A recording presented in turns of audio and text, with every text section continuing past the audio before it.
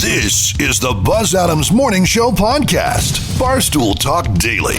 Except it's really early in the morning and no booze. For the most part.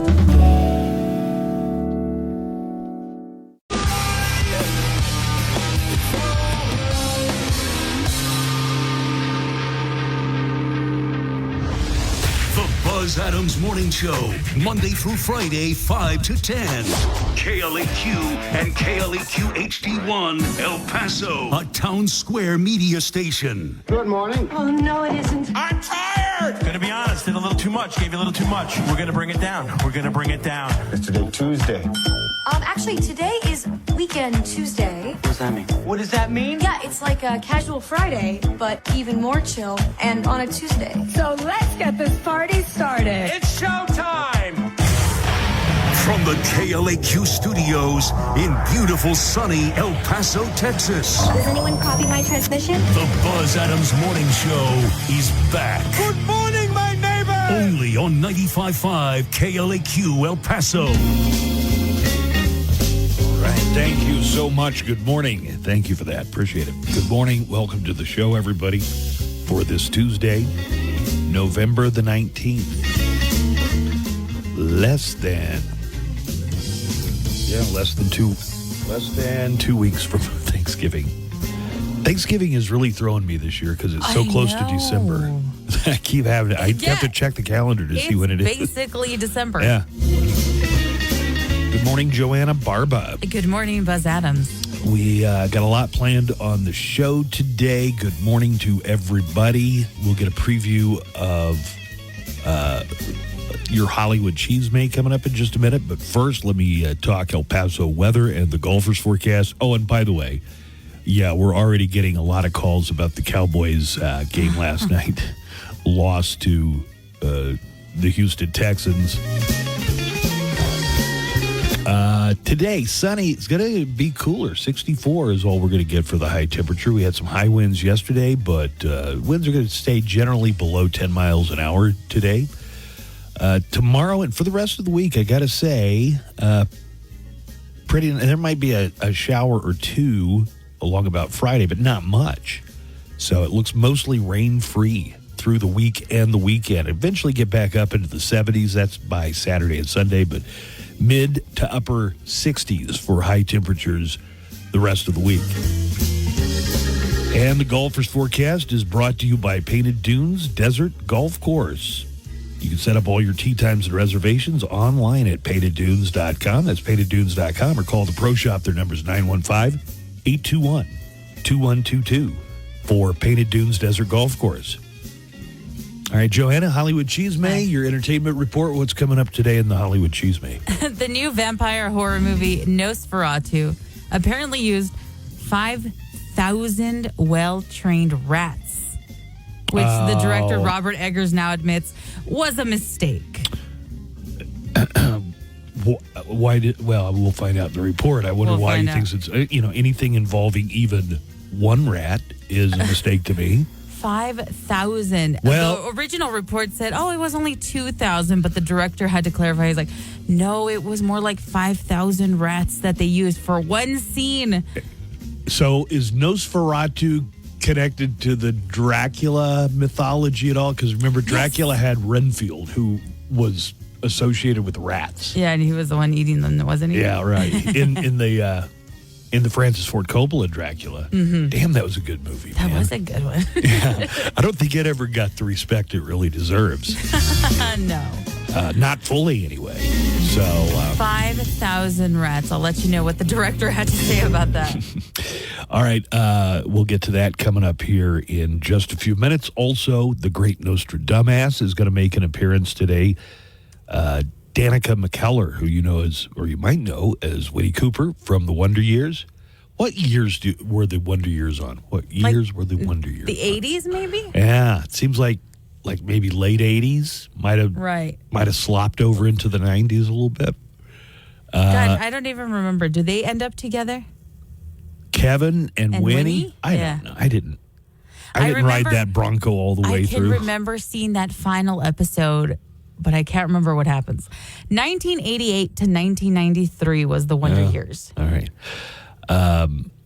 So Danica McKellar has been making a lot of Hallmark holiday movies. She's now moved over, at least this movie is on Great American Christmas. So Danica is going to be on to talk about that today. Still a lot of commentary about the Jake Paul-Mike Tyson fight. We're going to hear from one boxer who says that he knows that it was rigged. Like he's got inside information that the fight was, well, of course it was rigged in some way. Right? It had to be, right? I think the fight before that, the women's fight, landed more punches in 30 seconds than the Tyson Paul landed in the entire fight. I mean, that was just a blizzard of pummeling. Did you watch that one, or was it buffering too much? No, I did see that one. I didn't see the ending when they announced the winner, but I did get to see most of that fight. Yeah. Well, Cappy was in the other day to talk about it. So in that fight, if you watched it, it's the women's fight.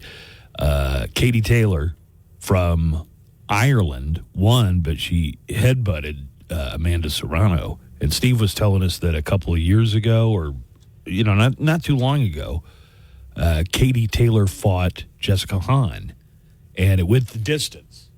And Katie Taylor won. But she was headbutting that poor girl and almost knocked her damn eyelid off. Oof, my God. That was one of the more gruesome injuries, in boxing that I've seen. Well, today is, let me make sure is it International or National Men's Day? Today is International Men's Day. So you know what that means? What? Get me some coffee. Make me a sandwich. No, I'm just kidding. I don't know who you're talking to, but okay. Nico on the way in. I'm telling him to stop. Nico, if you can hear this. Today is also World Turlet Day. That's what I call it, a turlet. A turlet? Yeah, World Toilet Day. And today is also American Made Matters Day, just among other things. We got a lot coming up on the show today. We're going to take some more of the calls for our great Thanksgiving giveaway. The Thanksgiving feast, courtesy of Rise Federal Credit Union. And we got a lot more calls on Thursday. We're going to give another one of these complete Thanksgiving meals away. So let me tell you just a little bit about it.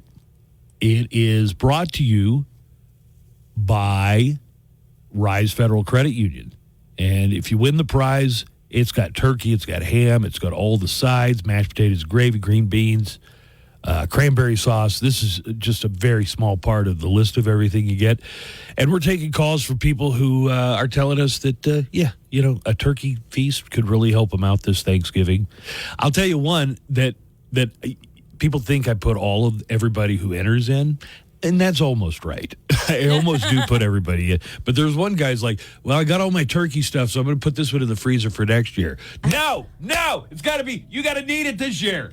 Yeah, you shouldn't have said, I would like another turkey. Right. So that's one that's like, yeah, that doesn't quite make it to the finals. It doesn't feel right. Everybody who qualified last week, I'm going to keep those entries, so you're qualified for this week. The catering for the complete Thanksgiving feast is by Conamore. Conamore by Barret Catering is going to provide all of the stuff, bring it out to your house the day before Thanksgiving. And what we're just wanting you to do is call in and tell us what's going on. Maybe you're super swamped this year. Maybe, it's your turn to host Thanksgiving and you never learn how to cook or something like that. Leave me a message. You could do that on the Neckline. Neckline number is 844-805-NECK, 844-805-6325. Or you can send, Joanne and Nico are going through these, so send a message on the app chat. And you said there's some kind of app chat media? There is. You could also submit a voice recording into the app chat. Well, not the app chat, but you can submit media. All you got to do is press submit media, and it lets you record a little voice memo for us. So you could still send in that way. All right, you could do that, and then we'll take everybody, all of our qualifiers, which is almost everybody, and do a random drawing Thursday during the show. Yeah. Get a full Thanksgiving feast. Well, this may not be too shocking, but tabloids are reporting Pete Davidson is back in rehab. Oh, no, again. He supposedly checked it. Well, look on the bright side. it usually takes, I think most people, when they want to get clean, it takes more than one try. You shouldn't feel ashamed because you tried rehab and, it didn't stick or whatever. Okay. Right? Yeah. Well, Pete Davidson supposedly checked himself into rehab after a brief romance and breakup with Maria Gorgas. I don't know how to say this. Anyway, it's somebody from The Bachelor. I don't know how to say her name either. I don't know what she looks like, but just knowing, Pete Davidson, she's probably an LA 10, I would guess. He was on Saturday Night Live. He popped in on Saturday Night Live back on November 2nd. Was seen at a restaurant in Tennessee on the 5th. So if it's true that he's in rehab, he checked in pretty recently. But not like he's going to hear this, but, when people go to rehab and then they go to rehab and they go to rehab again, I feel like people shame them for that. It's like, you went to rehab. Why'd you go back to drinking or doing drugs or whatever? And I think it's a lot more complicated. Oh, for sure, yeah. Tell us more, Buzz. Good morning, Nico and Jimmy. So Nico Good morning. has been trying to get clean. He had this really bad Sudafed addiction and took it multiple times. What? I love when Nico walks in. It's like a child walking in the middle of the movie and saying, "What's going on here? Somebody explain to me what's happened so far." As if I didn't listen on the way here. Yeah, really. What do we talk about? Name one thing. Something about drugs. I don't know. Something about drugs. That's what we're talking about now. You're not fooling anybody. You know that?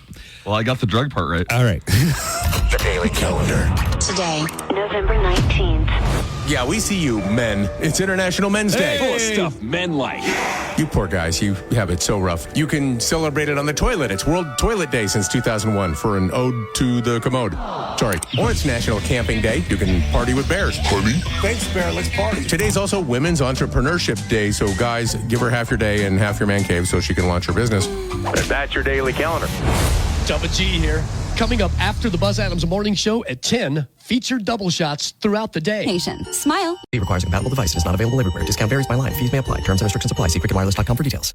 Oh, we're back. Buzz is back. Hey, right on, Buzz. Buzz in the Morning Show. 95.5 The Q.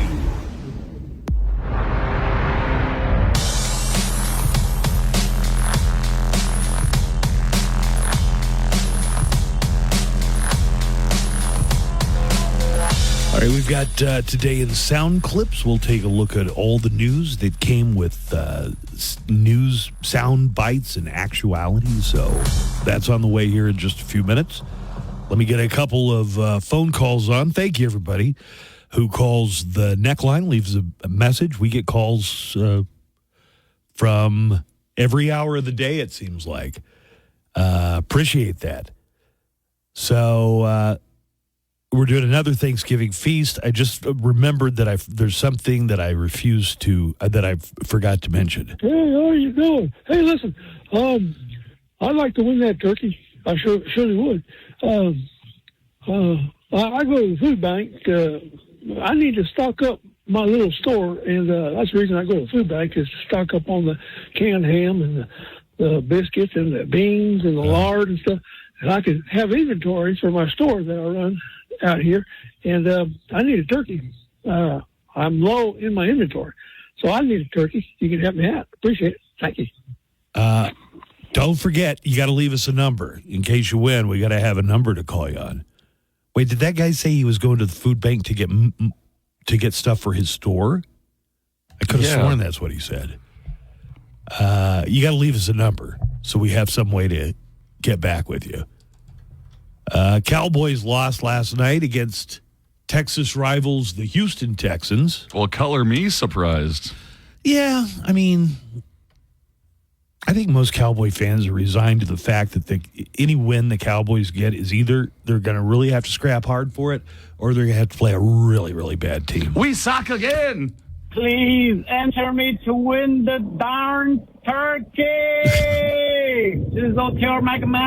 Big shout out, KLAQ. All right. Nice. Okay, hit the beat. Get ready. Don't give me a phone number.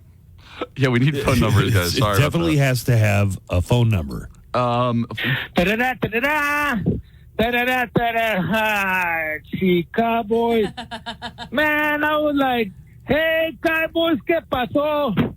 You only scored 1 touchdown and a field goal. Oh, man, they turned up the suck to 11. Oh, man, we could have won the Texas championship of the sale, but nah, man. I'm running out of woo. No. You're right. You're right, Joanna. You're running out of woo. Didn't give me any spirit, man. Let's see how it goes. We still got at least half more games. At least can I end up in hopefully a first pick like for general manager and another first pick for coach. No. Oh, no. He's starting to lose hope. Even he's been broken. Boy, you know when Cowboys guy is feeling down in the His dumps. woos were so sad. Cowboys football. I just want to touch back, and we were talking about the turkey giveaway. So people, if you are using the app chat to send in your submission as well, include a phone number there. It would be nice, but I think people might be like, oh, well, they have their we do have your number through the app chat most of the time. Most of the time, but just put it in there just put it in just in case either way. But for the phone, if you're calling in the neckline, there is no record of your number whatsoever. Right. We need you to include that number. Then you've got to rely on me. You've got to put your faith in me that I'll edit out your phone number. Again, would people just call a random number if they heard it on the radio? Yes. Nico gave his number 867-5309. Are you kidding? 867-5309. Great example. Yeah. Tons of people called that. This was a 34-10 loss. Texans beat the Cowboys 34-10. The Texans scored off a really wild defensive turnover by the Cowboys. The Cowboys fumbled it twice. Here's the call from last night, Monday Night Football. 2nd and 6. Rush. Ball knocked out of his hand and ends up in the arms of Guyton. He gets it knocked out by Petrie, and the return for the touchdown by Derek Barnett. One more call, and then we'll get into sound clips. Good morning, Buzz. Mm-hmm. Hey, Buzz. I had a topic of discussion for you guys. Sure. In regard to the Dallas Cowboys.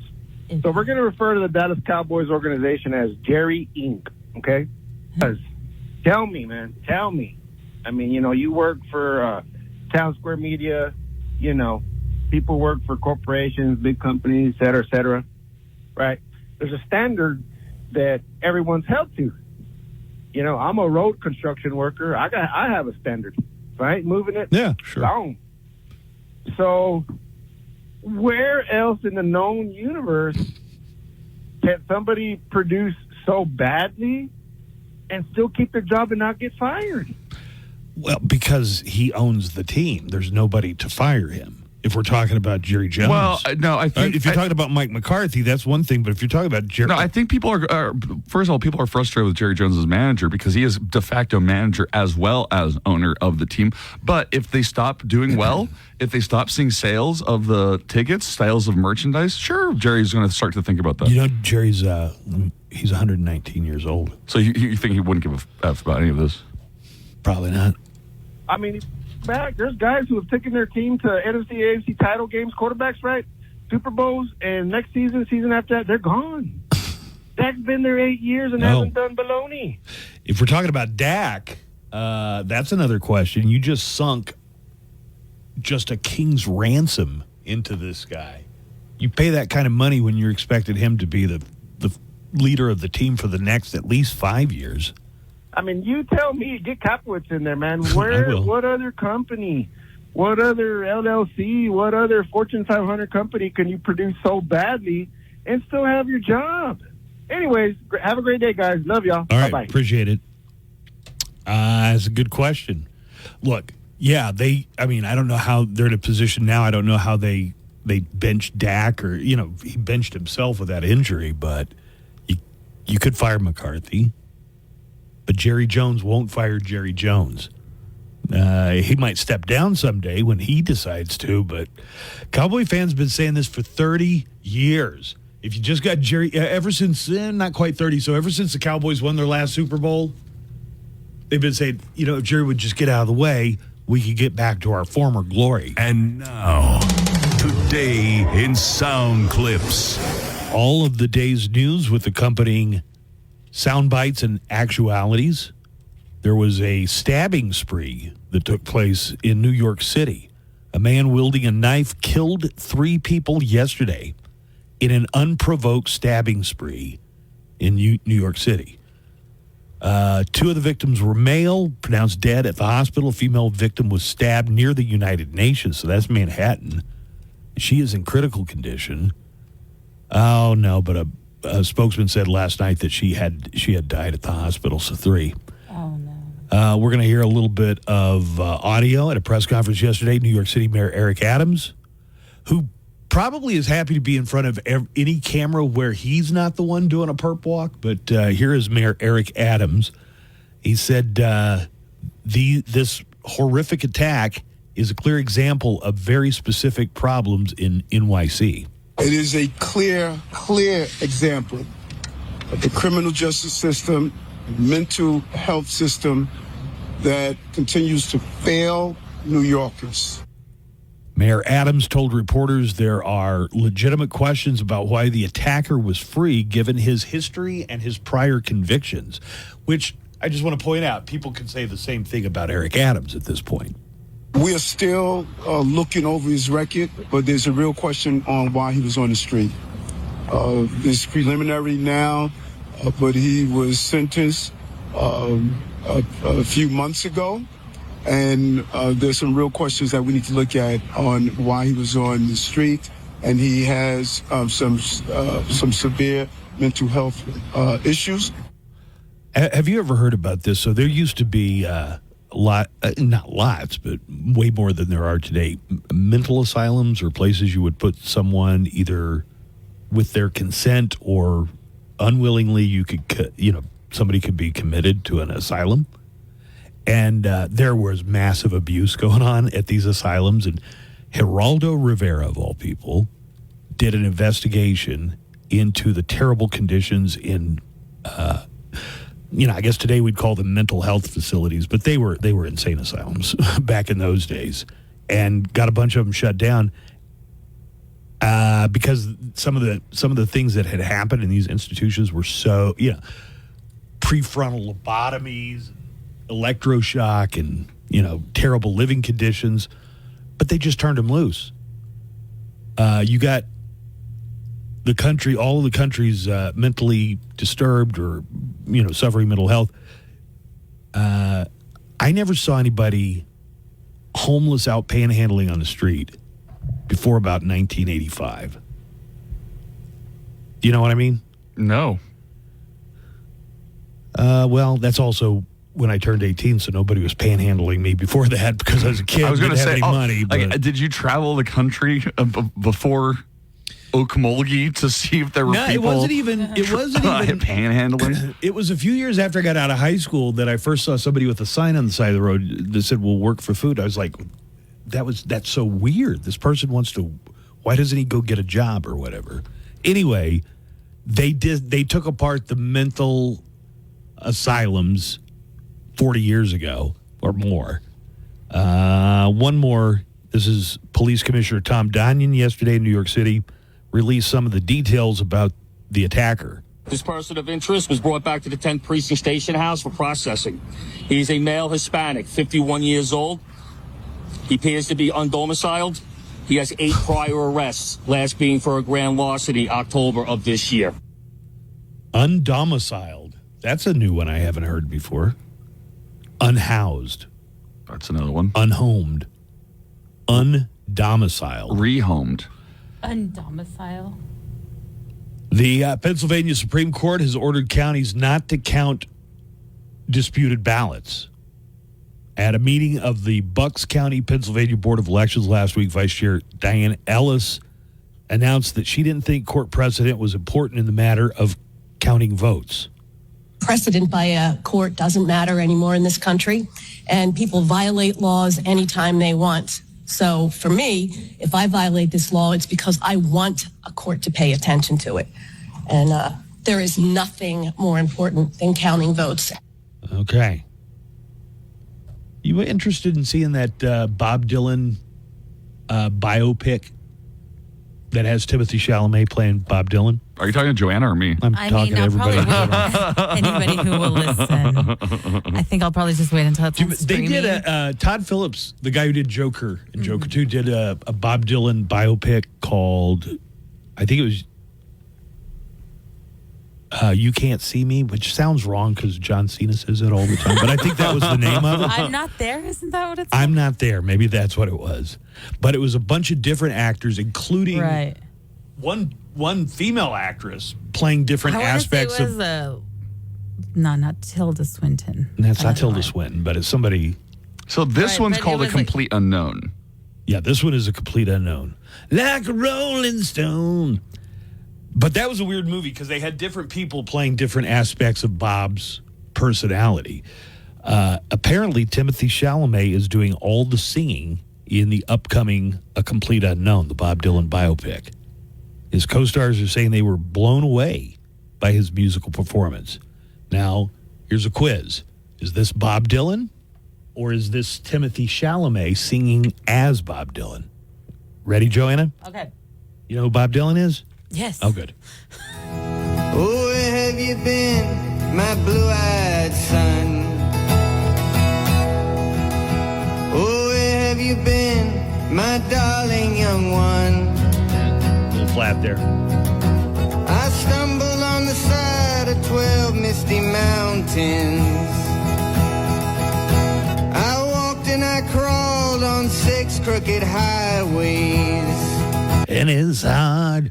That's Timothy Chalamet. How do you know it's Timothy? You could just hear it. Oh, I thought you said that was Timothy Chalamet at the beginning. No, I said who is it? Bob Dylan or is it Timothy Chalamet singing as Bob Dylan? It's Timothy Chalamet. You're right. Sounds like him. I stepped in the middle of 7 sad forests. I've been out in front of a dozen dead oceans. I've been 10,000 miles in the mouth of a graveyard. And it's a hard, it's a hard, it's a hard, it's a hard rain gonna fall. All right. Yeah, that's Timothy Chalamet, but still pretty good. Yeah, that is good. It sounds really good. Yeah. But it still sounds like Timothy Chalamet. Switching gears. But also, I wonder how much of a fan he was to begin with already, or did he just have to dive into something he wasn't already familiar with? Don't know. Even to this day, kids still discover Bob Dylan. When they're 13 or 14, they hear Bob Dylan, and, some people, it doesn't register at all. But I definitely know there are some kids who are like, Bob, I'm all about Bob Dylan now. Yeah, sure. I'm like, you're 14. Yeah. Police caught a loose pig in Tacoma, Washington. A loose pig was running rampant through Tacoma and had to be chased down and captured by local police. What was his name? McCam. Here are police officers trying to capture the pig. The pig is being non-compliant. Wait a minute. Is he talking about the animal or about the police officer? Just kidding. The pig is being non-compliant.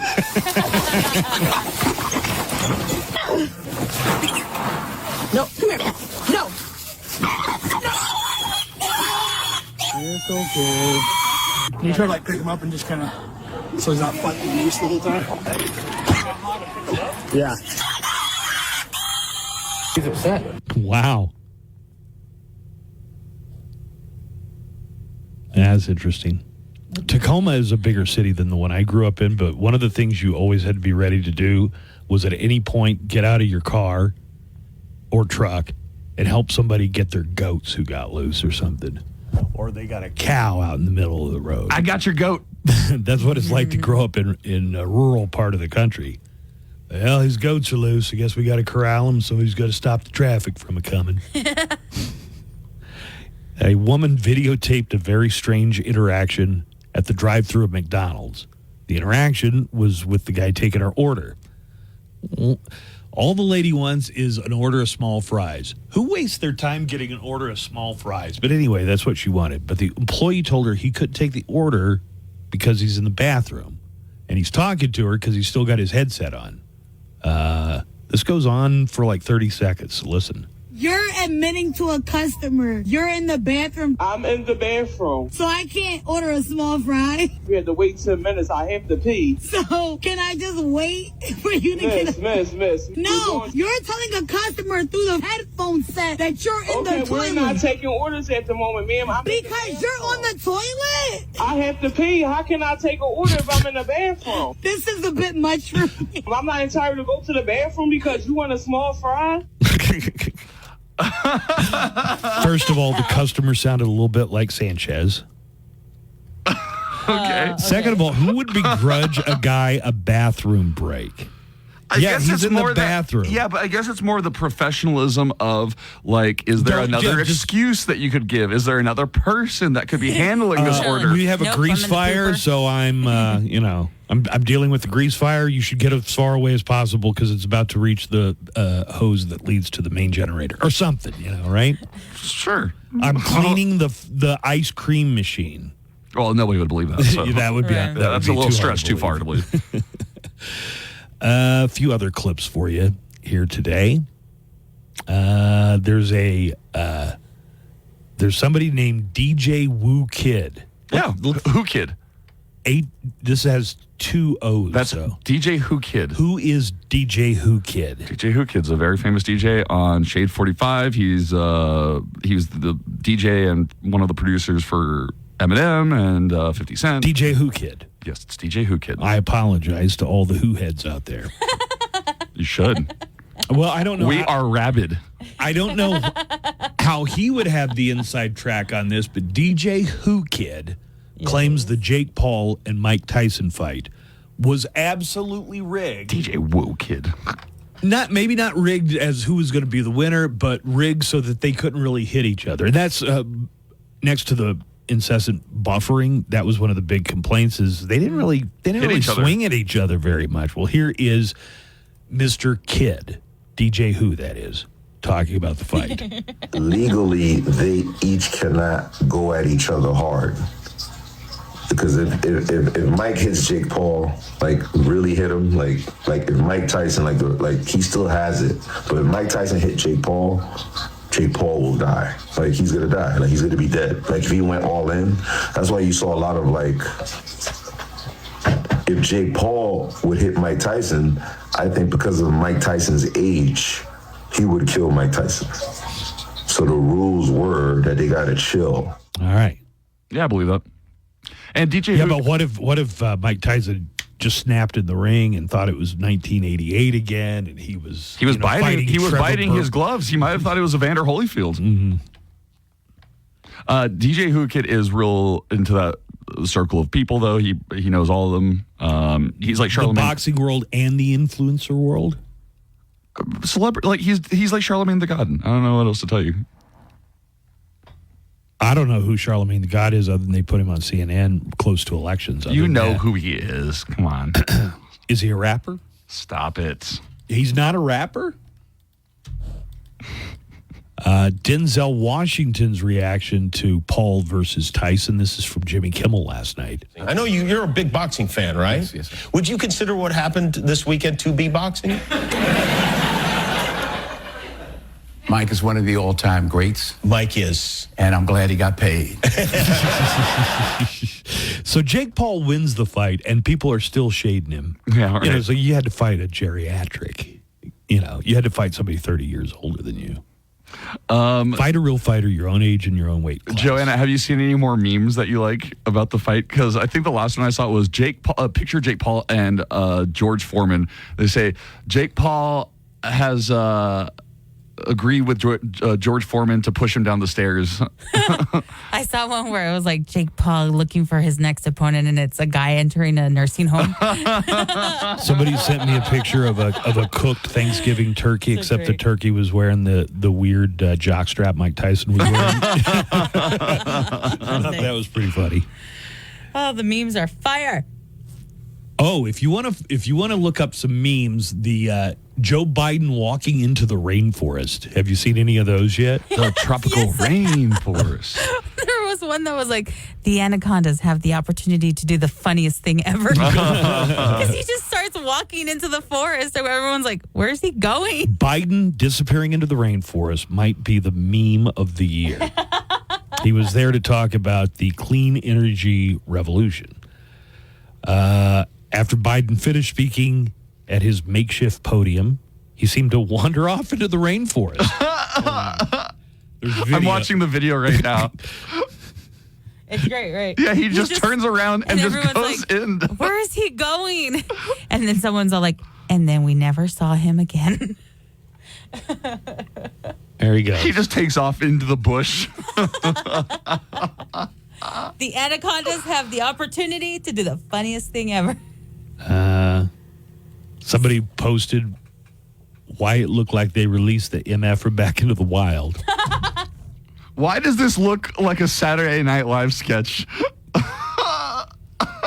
That could have been Dana Carvey. He just turns around and walks into the forest slowly.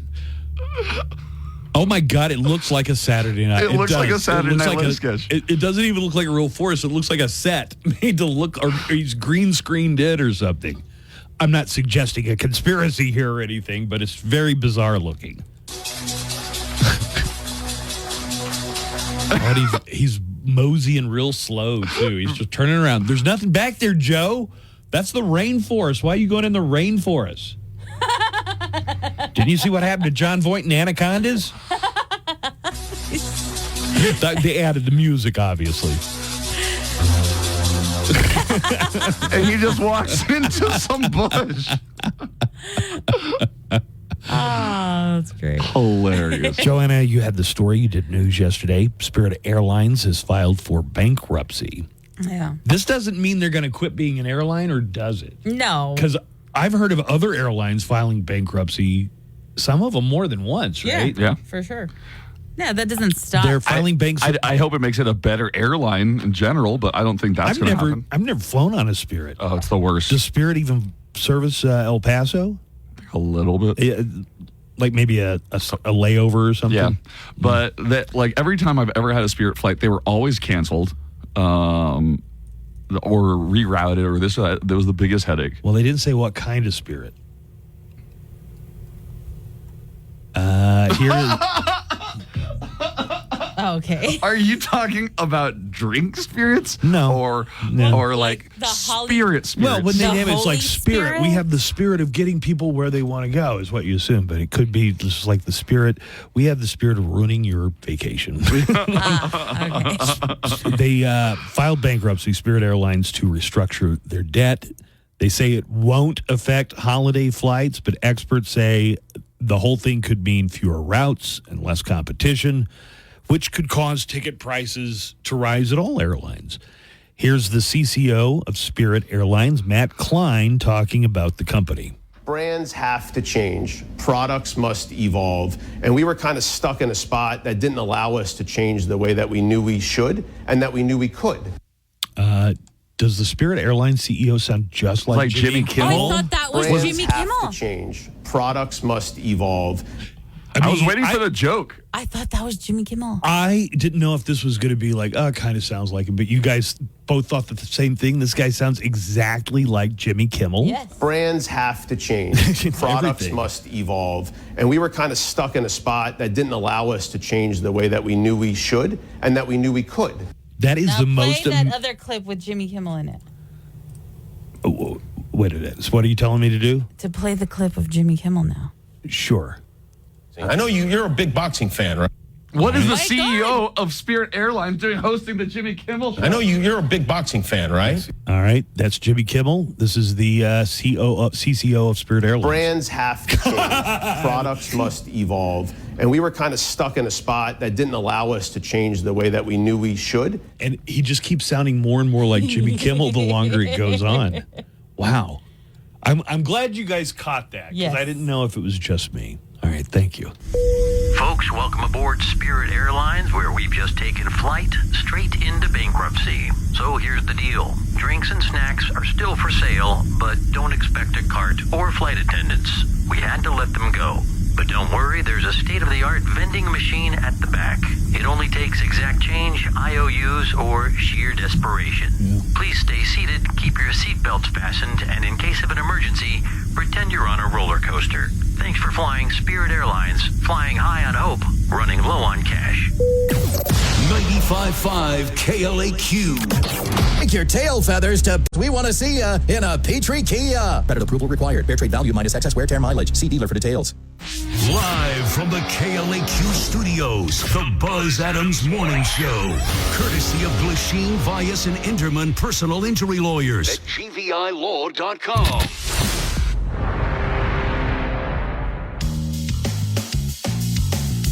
Actress and mathematician Danica McKellar, who played Winnie Cooper on The Wonder Years, is going to be on to talk about her holiday special on Great American Christmas. Nico and I were talking about the Biden walking into the rainforest meme. Yeah. And Nico said, I'm sure they're going to do that as the cold open for Saturday Night Live. Oh, my God. That would be great. It's a repeat this Saturday. Oh! Yeah. I think I saw that on Saturday's episode that next week is going to be the one with Gene Smart from earlier in the season.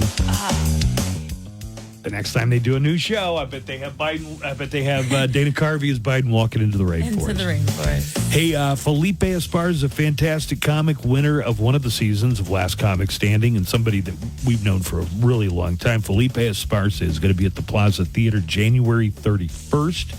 Tickets are on sale for this show now. See the comedy of Felipe Esparza, January 31st. I'll give some tickets away coming up here in just a few minutes. So this morning, Felipe Esparza tickets on the way. There you go. Let's change the mood here a little bit. Yep, it's time to transition into that holiday mindset. Because all the specials have started. I heard Hot and Frosty is already out, guys. Oh, yeah. And here is Danica McKellar, actress, icon. Every guy's first crush, probably. Yeah, I'm sure she's heard that like 2 million times. Hi, Danica. Hi. Hi. Is all that true, what we were saying? People tell you all the time you were their first crush, or no? I do hear that. So I want to share with you, we're going to talk about Great American Christmas. Last holiday season, I saw my friends, two of them, had gone to Kansas City, and I guess it's like, you know how they have science fiction conventions? Yep. This was a Christmas movie convention.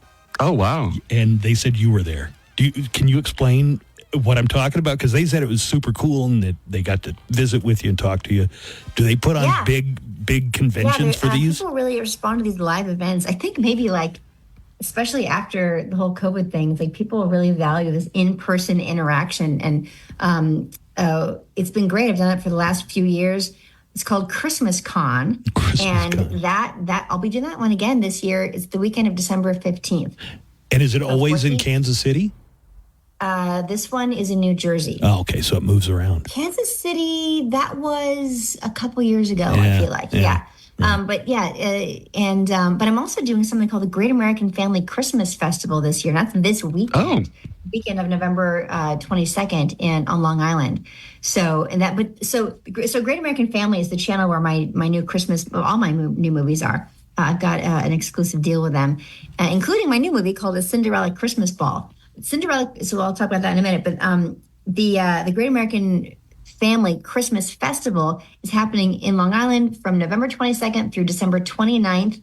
I'm there this coming weekend. It's like this fully immersive Christmas experience. So unlike Christmas Con, mid-December, that's really all about getting autographs. So getting selfies, getting autographs. This Great American Family Christmas Festival is you bring your families and you go ice skating and you meet Santa and there's movie screenings and there's a lot of activities. There's gourmet food and beverage. There's crafting activities you can do. Oh, that's so cool. And we're actually doing a screening of Cinderella Christmas Ball on the 24th, on this Sunday there. And it'll be a Q&A with me and my co-star Oliver Rice afterwards. Yeah. So anyway, so these in-person experiences are great. I think it's exciting to meet people in person. I love interacting with the fans and meeting people. So I'm really excited about both things. And does Christmas Con incorporate, whether it's Great American Christmas or Hallmark, it's incorporates everything into it?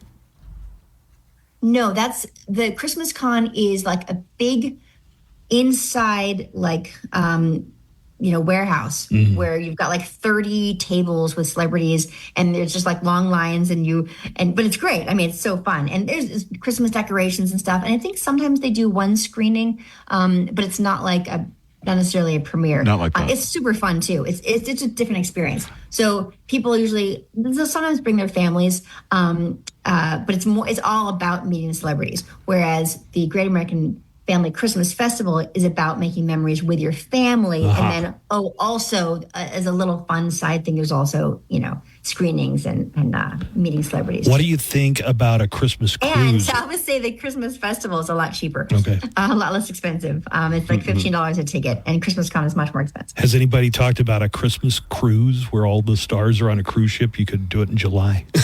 I think Hallmark is doing that, but Great American Family is not. We're doing this festival. On a personal note, how much do you love Christmas personally?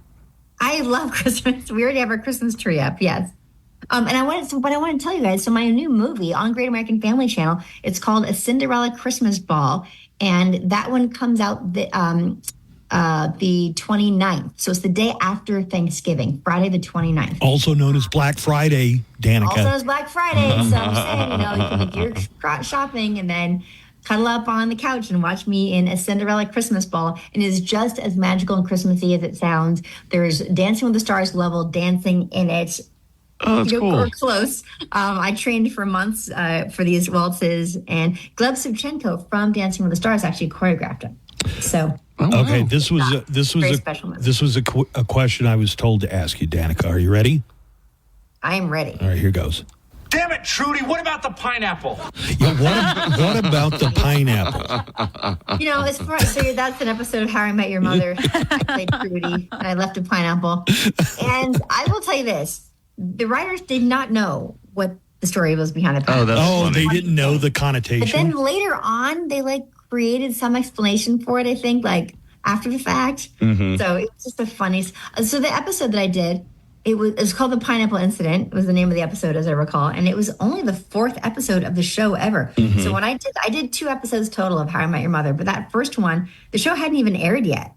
They were just making the first batch of them when I did it. And so people didn't know what a big show it was going to be yet. That's super funny. That's crazy because that was a big storyline plot point, and the pineapple. Well, because it comes back later, kind of as a thing. Well, it came back later because they thought we better, because there's so many fans asking them, what about the pineapple? What about the pineapple? What was the story? Yeah. I should bring this up. So another aspect of Danica's life is math. You got a math genius. You got math genius and McKellar Math, and I think it's a great thing getting, especially young women. Mm-hmm. And I got daughters, so getting them into the STEM sciences. And tell me about. For me, it's about making math not scary. I was a math major, and there was a time in my life in middle school when I was terrified of math. And so having come out on the other side, I'm like, wait, I know how to make math entertaining. I'm an entertainer. Let's make math fun, entertaining, engaging, and not scary. So I've got books for ages like babies all the way through high school geometry. You can go to mckellarmath.com and see which book is best for you. And by the way, they make great Christmas presents. Hey, there you go. Yeah. This is perfect because Buzz is so scared of math all the time. I think I'm going to get those books from him. All right, Danica McKellar. Honestly, all kidding aside, one of my books called Math Doesn't Suck is the book that a lot of adults will buy to get over their math fears once and for all, because it deals with fractions, decimals, percents, very everyday math that comes up on your credit card bill. Right. Things that we ought to know. They should have made it more applicable, because all these fractions and roots, pi square over all this stuff, I'm flummoxed. I got your Christmas present. I already know. Okay, thank you, Danica, and don't forget the new special with Danica McKellar on Great American Christmas. All right. Thanks very much, Danica, for being on with us today. I think they had to skip Did we only have 5 minutes? Yeah, we had about 5. Yeah. We only had 5, huh? Yeah. Hey, it's Daniel Paulus. I'll be along starting at 3 with everything from Aerosmith to Nirvana. And at Sunland Park Drive or online at PR offer 1606 and 1550 per thousand finance. Includes factory rebate and dealer discount plus TTNL. On select vehicles, offers not combined. The Buzz Adams Morning Show, Monday through Friday, 5 to 10. KLAQ and KLAQ HD1, El Paso, a Town Square media station.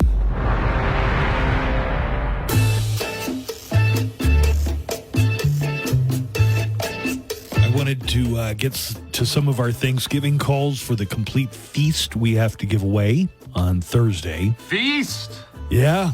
Courtesy of Rise Federal Credit Union. Feast. Turkey, ham, all the sides. What do they call that? The fixins. The trimmings. The trimmings. They call it just trim. They do not. So I want to get to some of those calls here in just a few minutes. Joanna has the Hollywood Cheese May on the way. I know, the UTEP minor football season may not be top of mind for, unless you're on the team or something. But for fans, you kind of given up maybe at this point. Or if you're a Cowboy fan, kind of the same situation. Did you know Miners are playing a top 10 team on Saturday? No way. Yep. The Miners are going to Tennessee. Oh, yeah, I did know that one. That's the last game, I think. The last home. You could be right for all I know. Yeah. I think it was the last game. Tennessee lost to Georgia on Saturday, but they're still in the top 10. Number 10, Tennessee, I guess, still has an angle to get into the 12-team college football playoff, but not if UTEP knocks them off this Saturday. Wait. No, they have 2 more games, it looks like. Oh. Tennessee and then New Mexico State is their last one on the 30th. Oh, so, okay. They said it was the last minor home game, but if it's in MSU, it's as good as a home game, right? Yeah, I guess. You just go up to Las Cruces. Yeah. Wouldn't that be something? Tennessee got beat by them. 8-2 versus 2-8. Yeah, but you got to remember the Volunteers are in the SEC. That's the toughest conference, in my mind, the toughest conference year in and year out. And UTEP is not. They're not playing that same level of competition.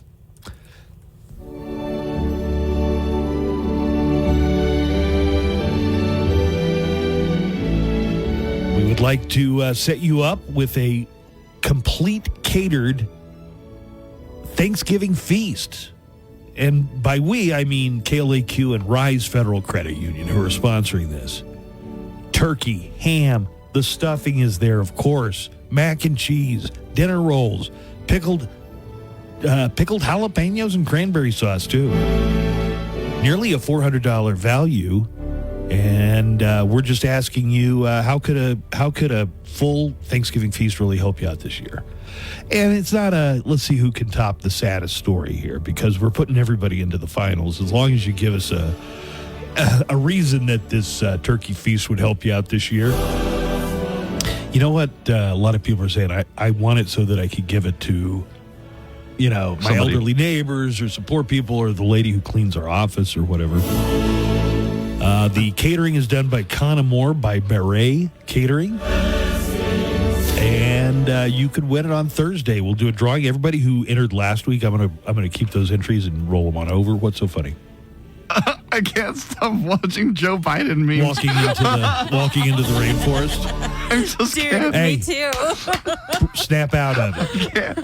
Heartwarming to see Joe Biden released back into the wild after his presidency. I mean, the comments are just great. He saw a trailer for Paddington in Peru and thought it was real.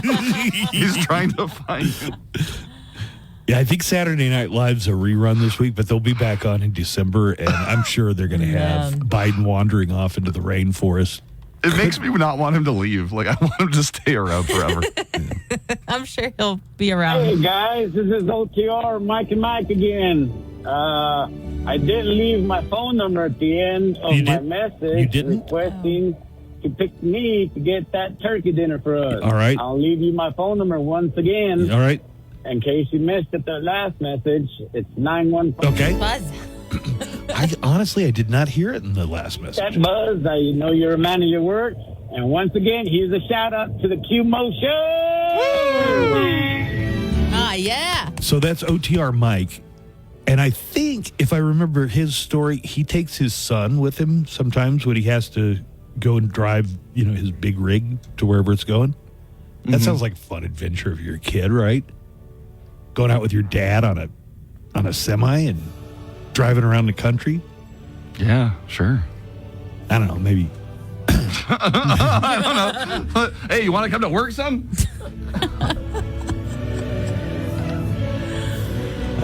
Let's see. Got some more calls. I got to make sure I don't air somebody's phone number. Yeah.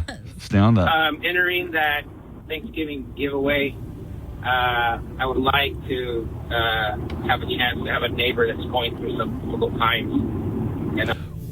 Wait, what?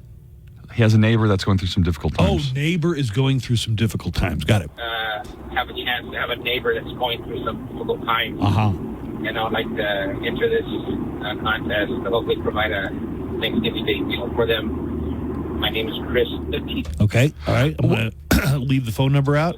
93. Okay. Oh, I think that's my family friend from Fort Hancock, Chris. Aww. Hey, what are the chances you will need hearing aids eventually? Oh, Buzz? Yeah. Dude, I think he needs them now.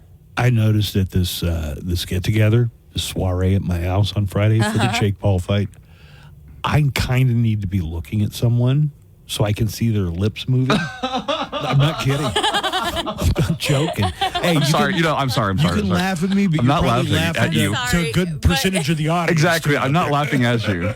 I'm laughing at how you're like admitting, like, I gotta look at them when they're talking. I go through, like, sometimes I'll just be sitting, maybe even in bed, but work wherever in the car, whatever happens, and I hear a high pitched squeal, and then it goes away. But I think, oh, that was me losing 4% of my hearing. Right, dude. there. Those headphones you've got are so loud. Yeah, they're pretty loud. I like it loud. I'm a rocker. We like it deaf. Yeah, but you're gonna be deaf. God, the first time it happened, I had introduced Poison on stage back in 1990. I introduced Poison, and then I was right next to the speaker. It was blasted, and the next day is like, if you've ever gone to the gun range without ear protection, it felt like that for 24 hours. What? What did you say? Yeah.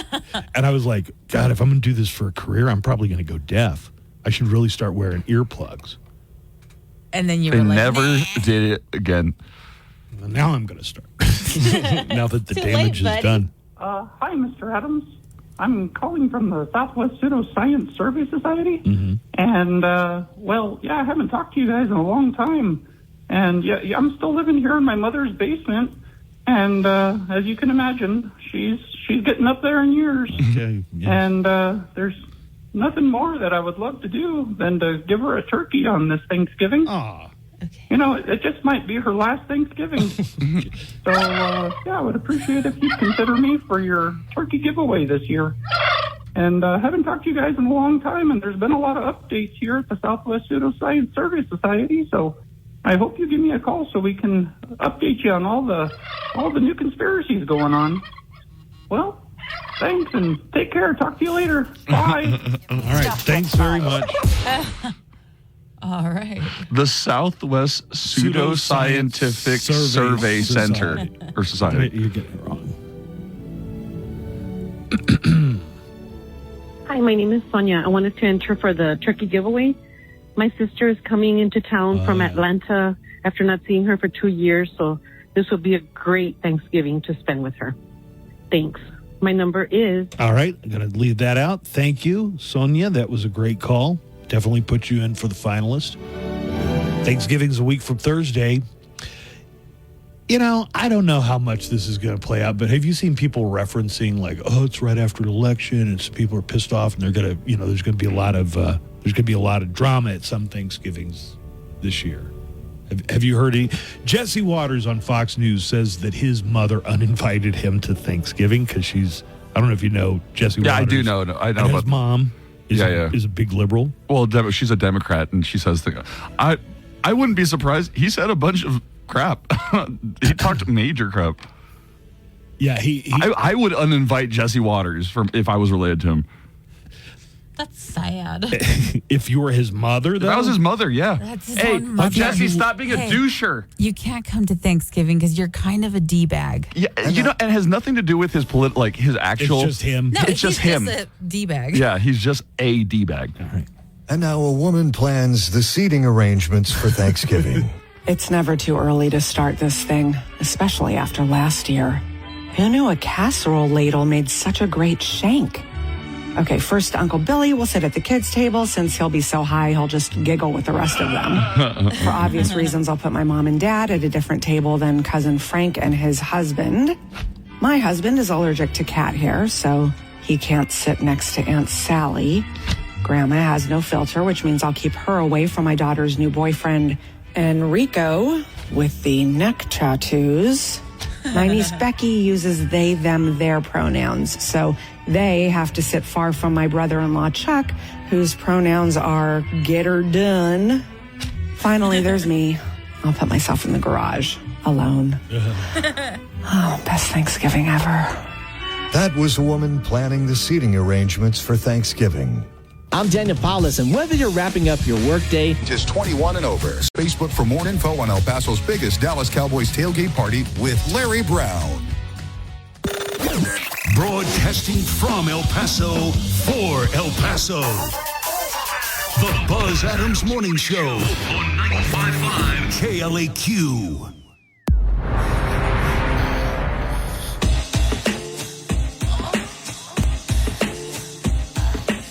Hey, I'm gonna take a break from the Thanksgiving feast calls for a few minutes, but I'm still getting your calls.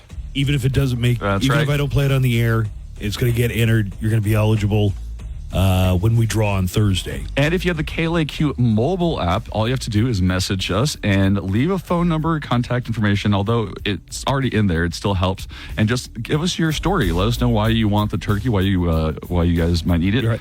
Everybody goes into the finalist list, so you don't have to try and out sad anybody. That's right. I mean, whatever your story is, that's your story. And you can leave a message for me on the neckline. Neckline number is 844-805-NECK, 844-805-6325. Joanna's got the Hollywood Cheesemate coming up here in just a couple of minutes. Hey, I love seeing news stories that have the word Oklahoma in it, just because I really wouldn't have any connection to Oklahoma if it wasn't for Buzz and Tulsa King on Paramount Plus. Tulsa King? Yeah. I'm boycotting that show. Oh, it's such a good You know show. why? Why are you boycotting it? They were filming it in Tulsa and the surrounding area. And they decided to film it someplace else because it's too hot in Oklahoma in the summertime. I mean, is it? Horrible and humid, especially when it's hot and Tulsa humid. King's the one with miserable. Sylvester Stallone, yeah. So he's the one that was complaining that it was too hot. It's too hot. Too sweaty. So I look for any news story that has Oklahoma in it. I'm all over it. I'm always like, wow, tell me more about Fascinating. where Tell me more about your people. where Buzz grew up and the people that grew up with him. So I just saw one about Oklahoma State Superintendent Ryan Walters. He is the this guy's education real controversial. Yep, he is the education czar, and he looks like our age, Joanna. He's like pretty young, actually. Oh, God. So 40. Yeah. Oh, how dare you? Damn it, Buzz. 40's not all that young, guys. I hate to break it It's to also, millennials. we're not 40, though. We're 35. Yeah, you're knocking on the door. No, we're not. You're knocking on the door of death. I mean, what do you want me to say? You're dead already? Your 20th anniversary is coming up in a couple of years. Shut Oh, up. no, your 20th reunion. In 5 years. Yeah, I'm just saying. Be here before you know. Buzz. And I'm not going to go to that anyways. So he also might be the education secretary if they don't get rid of the Department of Education at the top of the government. He's a real. Well, Well, let's he's- just say I have my niece is a teacher. I have a couple cousins who are teachers, and my best friend's wife is a teacher. And opinions are very split on this dude. So last year he mandated through the Department of Education in Oklahoma that every classroom in Oklahoma must have a Bible in it. Not only that, that was a very controversial decision. Well, even more controversially, he also mandated that every history class, American history class throughout Oklahoma, must include lessons about how the Bible has influenced and been an important part of American history. And also the Quran, I'm sure. Nope. Oh my God, he's Talmud? 39, Nico. I know, God. He was on News Nation talking to Blake Berman. Do you want to hear a little bit of what he was talking about? What do you say? He might be up for education secretary under Trump? Yes. Although yesterday, Trump did Meet the clumps. Trump did say that he is promising to get rid of the Department of Education. So I'm not sure where that would leave Ryan Walters if that happened. But if not, he is a pick. How many employees are there in the Department of Education? How many employees? You're asking like basic statistical facts. That I'm just saying, if they eliminate an entire department, how many people is that going to put out of work? That is I mean, they're not going to fire every teacher, or they might. You know, if there's some teacher there's who obstinately 4,400 employees. 4,400 in the Department the of DOE. Education. Yeah. Okay. Yeah. $68 billion budget. I mean, what's going to happen if they implement something like this nationwide and the person's like, no, I'm not going to display a Bible. I'm a Jew or I'm a Muslim or whatever. They could probably go to the camp. Yeah. All right. So let me hear. Did he make schools show a video of him leading a prayer? Yes. Yes. Yeah, I heard about that from my best friend Jeff's wife, Sarah, who's a teacher. Not a prayer for Donald Trump. Yeah. Oh, my God. He made Oklahoma children participate in a prayer for Donald Trump. All right, here's. Do you believe that's a state's issue? Look, I believe that if you're teaching American history, the Bible absolutely has to be included. And we cannot allow left-wing activists to sit here and say, well, we don't like Christianity, so you have to have it in the classrooms. We will ensure that history is taught in every class. That means kids will know American exceptionalism. That means kids will know the role that faith played. We will be unapologetic about that here in Oklahoma. We want to make sure that every student knows the role that the Bible played in American history. I bet this dude had a puka shell necklace in high school. It worked at Hot Topic. I mean, just because of how he looks. Does he look like a model or something? No, he just looks like he probably would have. Yeah. At least at Coronado, right? Every history lesson is also going to be a Bible lesson in disguise. So here's the way it kind of breaks down. So a lot of some of my friends are explain teachers. Your fellow Oklahoman to us. You know, I hate to because it might sound a little elitist, but my friends who are professionals and have a college education think this guy's an absolute clown ass. And people that I know in my family think he's the greatest thing ever. It's just how much do you dig religion, man? And in Oklahoma, they dig it. We a dig lot. it a lot. I guess, a lot. That's a good perspective. Yeah. Like, how much do you dig Christianity? Right. No, not just religion. Not just the concept of religion, but this specific. And I'll bet you if you really boiled it down, it's Protestant, not Catholic. Right. I'll bet you it's very steeped in Midwestern values. It's kind of like, this is the way we do things around here. I grew up in the middle of that. I know exactly what it's like, and it is definitely going to make a lot of fans if you go around saying, we're going to turn schools into Bible schools. That's interesting. Yeah, so there you go. Let's go ahead and get to our Hollywood cheese maid today. Joanna Barba brings us news from Tinseltown every morning. It's the Hollywood cheese man. It's the Hollywood cheese man. Joanna, tell us more. And good morning, Joanna Barba. Oh, good morning. The record holder at the box office for the biggest R-rated movie ever is now setting records in streaming as well. After premiering November 12th, Deadpool and Wolverine became the most watched live action film across Disney Plus worldwide since Black Panther Wakanda Forever, with a 6-day watch total of 19.4 million views. Wait. So it's the highest grossing just R-rated movie period of all time? Of all time. Not just R-rated action movie or just R-rated movie. R-rated. Top grossing ever. Wow. Ever. Yeah, see, I thought it would have been Barton Fink. No. Really? And I think I contributed to that 19.4 million because I've watched it twice already. Wow. This is after its theatrical run earned. Wait, Joanne, are you just watching it to see Channing Tatum say his line as I'm Gambit? watching it to see Chris Evans go, flame on! And Channing Tatum to be like, ooh, I'm about to make a name for myself here today. You just let everybody know what happened here today. This is after its theatrical run earned the film $636.7 million at the domestic box office and $1.33 billion worldwide. John Stamos has been criticized after he shared a photo on social media wearing a bald cap. In a post, Stamos explained that he's wearing the cap in solidarity with his friend and Full House co-star Dave Coulier. But it didn't land well with followers. If you'll remember last week, Coulier revealed that he was undergoing treatment for stage 3 non-Hodgkin lymphoma. Come on, 2 Stamos. weeks after his diagnosis, Coulier shaved his head as a preemptive strike, he says. Well, following Coulier going public with his battle, his friend Stamos took to Instagram where he revealed he had thrown on a bald cap in solidarity and wrote, quote, "Nothing like throwing on a bald cap and flexing some Photoshop skills to show some love and solidarity with my bro." Oh, no, You're there's something handling like that. Actually shaving your head. I've heard of a lot of people who do that. Bald cap, Uncle Joey. Glad you brought that up. Uncle, whatever. He I wasn't don't Uncle know. Joey. He was just Joey. Uncle Jesse. Uncle Jesse was John Stamos. But also, can anybody have the type of hair that John Stamos has? And would you really? I would never cut that stuff. Actually, kind of, yeah. I would never cut it off. So many people said the same. Well, the chances of losing it forever. I mean, He's John Stamos.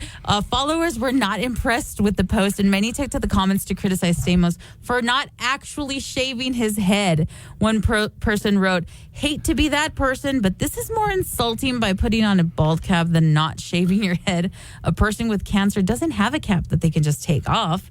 But others were quick to defend Stamos, with one writing, "Why are you guys being so miserable on a supportive post? Dave isn't offended, so why are you?" Because I've heard so many of these stories. It's like our teammate had to go through chemo for leukemia, so the entire football team shaved their heads. They didn't wear a bald cap. That's John Stamos. Somebody pointed out, Come on, Stamos. He's an actor, so he may have jobs that require him to still have his hair and not shave his head. They wanted me to shave my head for and I'm sure it was a very worthy cause. Okay. And then somebody told me that they'd heard about somebody who shaved their head and it never grew back. I know. That's what I'm saying. I've heard those horror stories before. I don't want to end up like Lex Luthor over here having a lifetime grudge against Superman. What? So you didn't shave your head for that one reason? No. You're like, what I if believed it never it. grows back? Hey, so it reminds me. It reminds me of a Scrubs episode where JD is made fun of by Dr. Cox, saying, "Aren't you going to go the extra mile for all your patients?" And one of the patients has cancer, and he says he will shave his head. Yeah. All right. But yeah, he has really nice hair. Oh, he also gets a date where the girl tries to go out with him just because of his hair. Hair is important, I guess. To Buzz, it is. Well, you don't appreciate it when you have it. It's only when you don't have it. Wait, will you put me in queue? I have the clip real quick. Okay. Actually, it's not a helmet. It's a hairnet. It has extra room so you don't mess up your hairdo.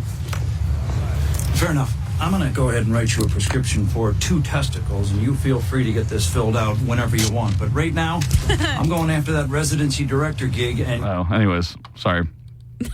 It was not the part I thought it was. Nice. Very There's something about hair there. There was something about hair. I wouldn't give John Stamos a hard time, but other people have done it and really committed more to it. Mm-hmm. But it may never grow back, John Stamos. I know. So. Don't do it. Don't do it, John. I wonder if Dave Coulier's ex-girlfriend, Alanis Morissette, could do anything for him to cheer him up while this is going on. What do you think she could do? Go to a movie. That's a reference to the lyric of the song, right? It is, yeah. Aw, Nico. Is she perverted like me? Is she something like me? Would she Checking on you in a theater. I like how we kind of had to gloss over that part. Well, it's dirty, and it's a very dirty part. we played it uncensored when that song came out. It's Alanis Morissette. Look up the lyrics, Nico.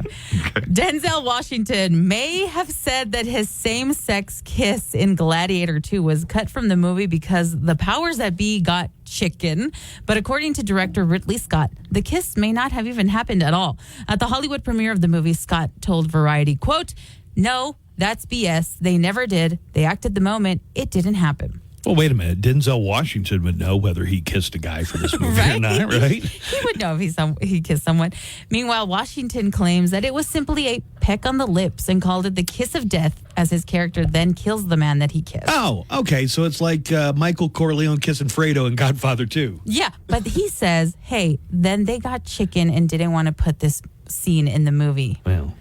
But producer Michael Pruss added, quote, "There was so much stuff that was shot that didn't make it into the film. It was truly a non-event." That kiss of death had a little too much tongue in it. All right, we got to cut this. They're like, that kiss of death went on a little too long. Yeah. Gladiator 2 hits theaters this Friday.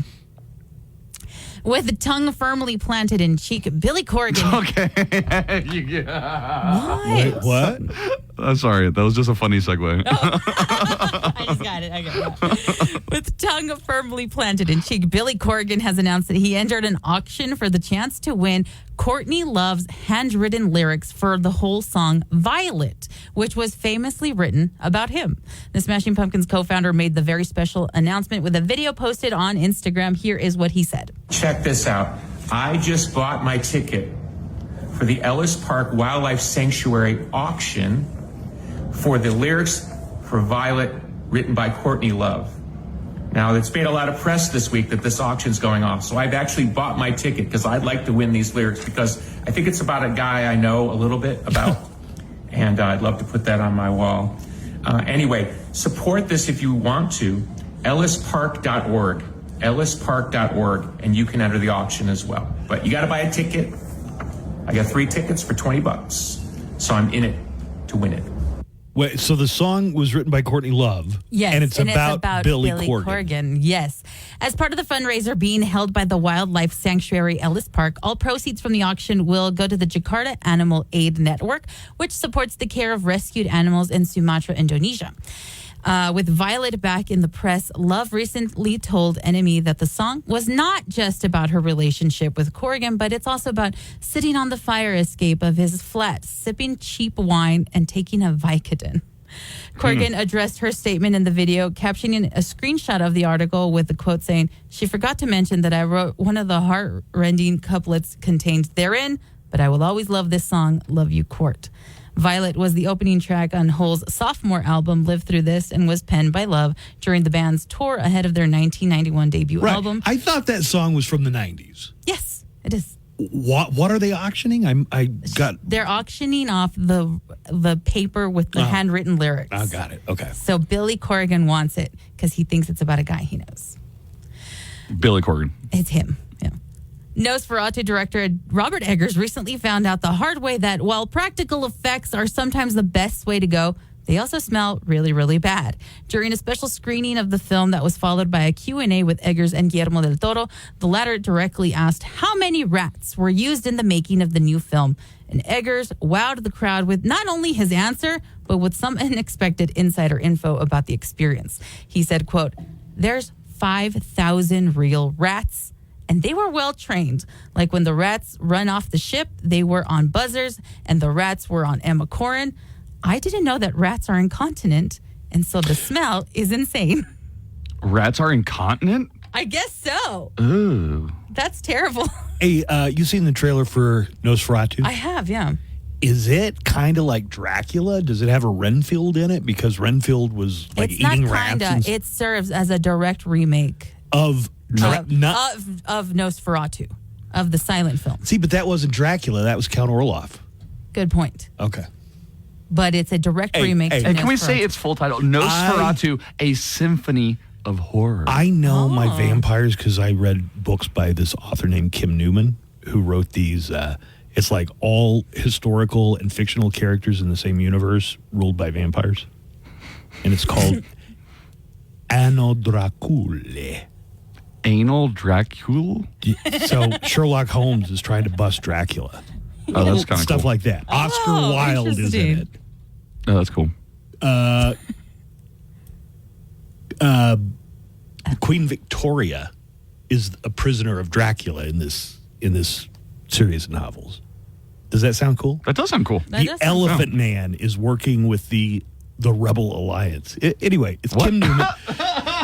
all of these contemporaneous figures from when Dracula was written are in this book by Kim, or a series of books by Kim Newton called Anno Dracula. Anal Dracula. Anal Dracula. Not Anal Dracula. Nosferatu serves as a remake of the 1922 silent film and is a gothic tale of obsession between a haunted young woman played by Lily Rose Depp in 19th century Germany and the ancient Transylvanian vampire played by Bill Skarsgård, who stalks her, bringing untold horror with him. The cast also includes Aaron Taylor Johnson, Willem Dafoe, and Simon McBurney. Which is funny because Willem Dafoe was in a movie called Shadow of the Vampire, which was about the making of the 1922 Nosferatu. Also, weren't you telling me that you are like a great descendant of Van Helsing or something, that you like What? that you have a Van Helsing background? No, that's my cousin Guillermo. Thank you. Nice. Joanna got that.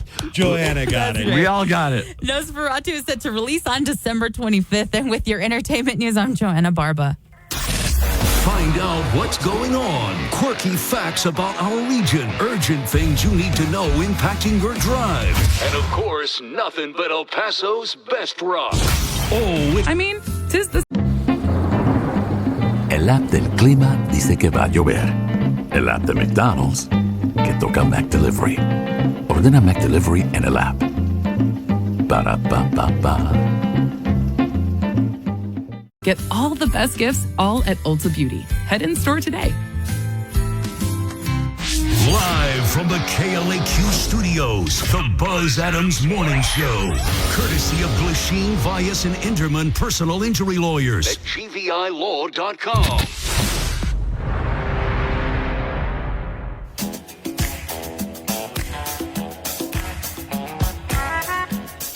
Our friend, very talented comic, Felipe Esparza, is coming to the Plaza Theater January 31st. Tickets are on sale to see Felipe Esparza. And we have some more to give away today.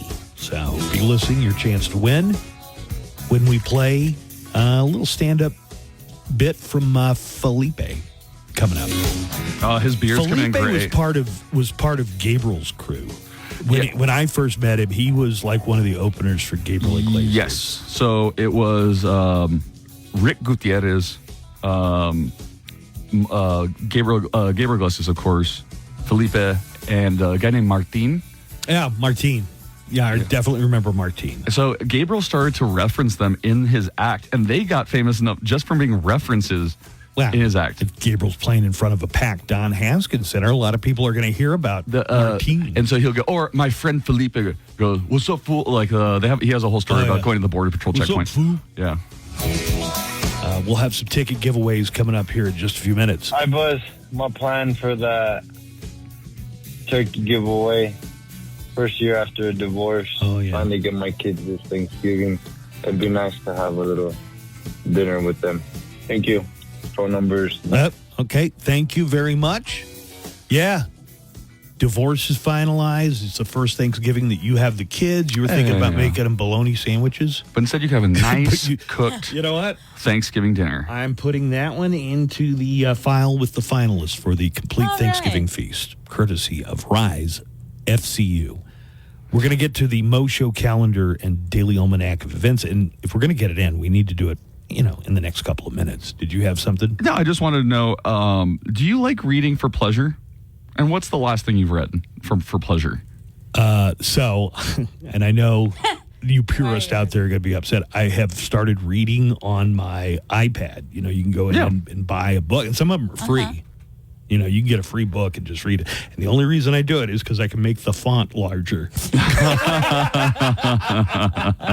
That sounds like a good reason. I'm embarrassed to buy an adult large print book at Barnes & Noble. Or you could get glasses. You know what my mom does? She gets like a little magnifying glass and just starts reading. She could get glasses too. She has them already, Nico. Do you know? Oh, so she uses a magnifying glass and the reading And the glasses? glasses. Oh, And that's I'm woman, you need to get The your eyes. last 2 times I've gone to an optometrist, I went to 2 different ones, and both of them were like, I was talking to the optometrist, but he was on a computer somewhere else, and he had diagnosed me, and then they gave me the glasses, and I'm out $250, and the glasses really don't improve my vision.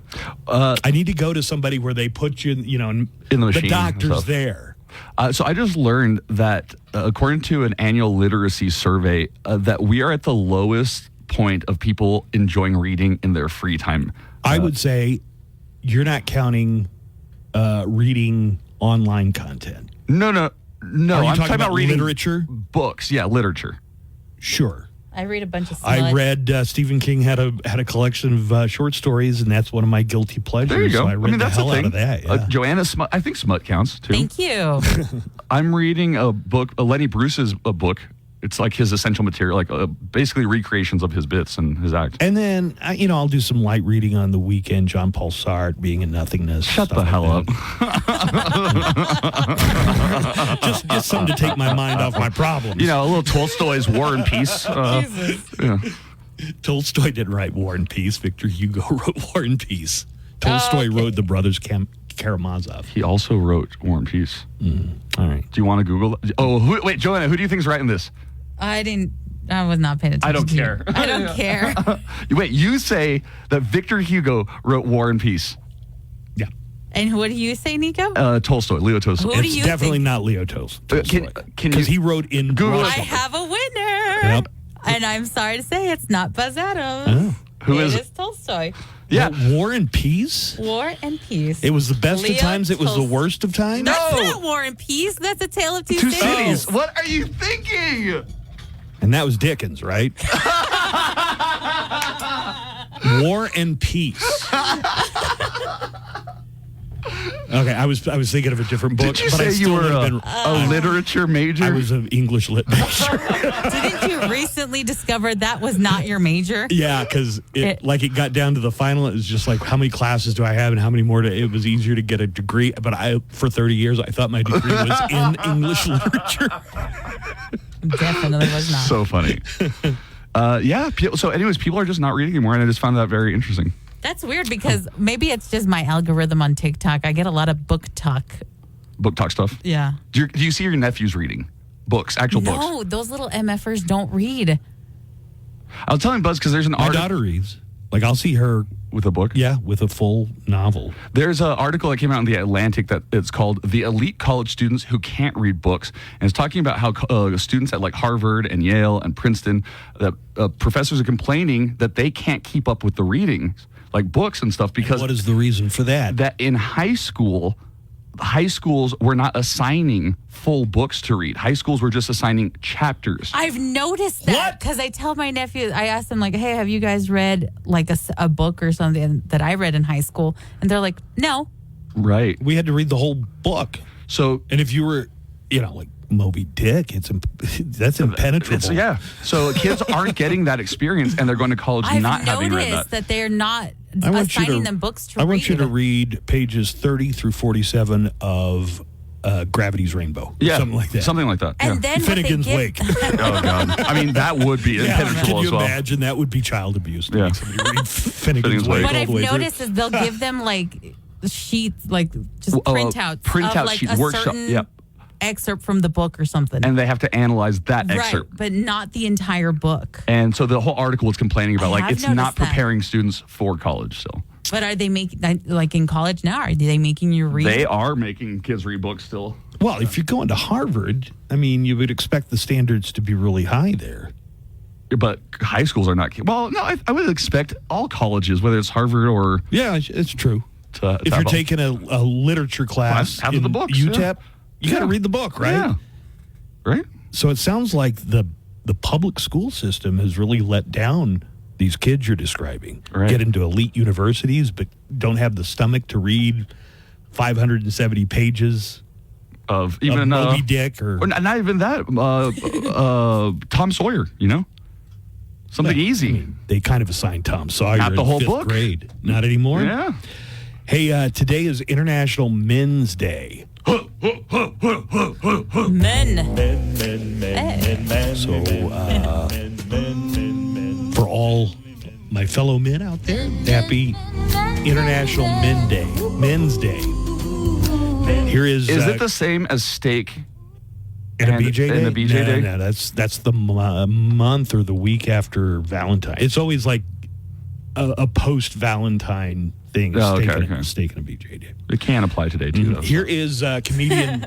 Do you know Brett Ernst? Yeah, I love Brett This Ernst. is comedian Brett Ernst. Women make men do stuff we don't usually do, like get health insurance, dress for Halloween. No, because they make us do stuff we shouldn't. And there's certain things as men you're not supposed to do. Like you don't send thank you cards. No. My ex used to do that all the time. She's always trying to get me to send thank you cards to my friends. You should send your buddy Jake a thank you card. That was nice when we were home for him to drive us around. It's like, look, I'm not thanking Jake. Not to mention, if you want me to keep him as a friend, the last thing he's going to want is a card with 2 kittens on it saying he's horrific. Artist interviews, Zoom music discoveries, celebrating artists' birthdays, commemorating releases, champion of all things rock. For business. Make more business owners compensated for their participation. Cards issued by JPMorgan Chase Bank and a member FDIC. Subject to credit approval. Terms apply. The Buzz Adams Morning Show, Monday through Friday, 5 to 10.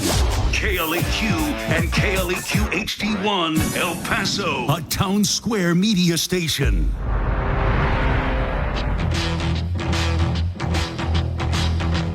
All right, Nico's going to get to our news headlines. You know, I would have gotten Leo Tolstoy 30 years ago. Oh my God. There's no way I would have gotten that. That's all he's been talking about in the break. That and the fact that you started War and Peace with a quote from Mateo from I mean, this really just proves your degree was definitely not in English. But you're a great communicator. No, I was sharp on that type of stuff 30 years ago. Everything's unraveling now. Hey, some people in the app chat wanted me to bring this up to you. It says, Joe Rodales says, I know Buzz isn't allowed to read these messages, but I guess I could read them. I'm just not allowed to respond to them. Right? But can you let him know that we're getting 2 Allsups here in Las Cruces? Beef and bean burritos, baby. Oh, yeah. You can read all about that at KLAQ.com.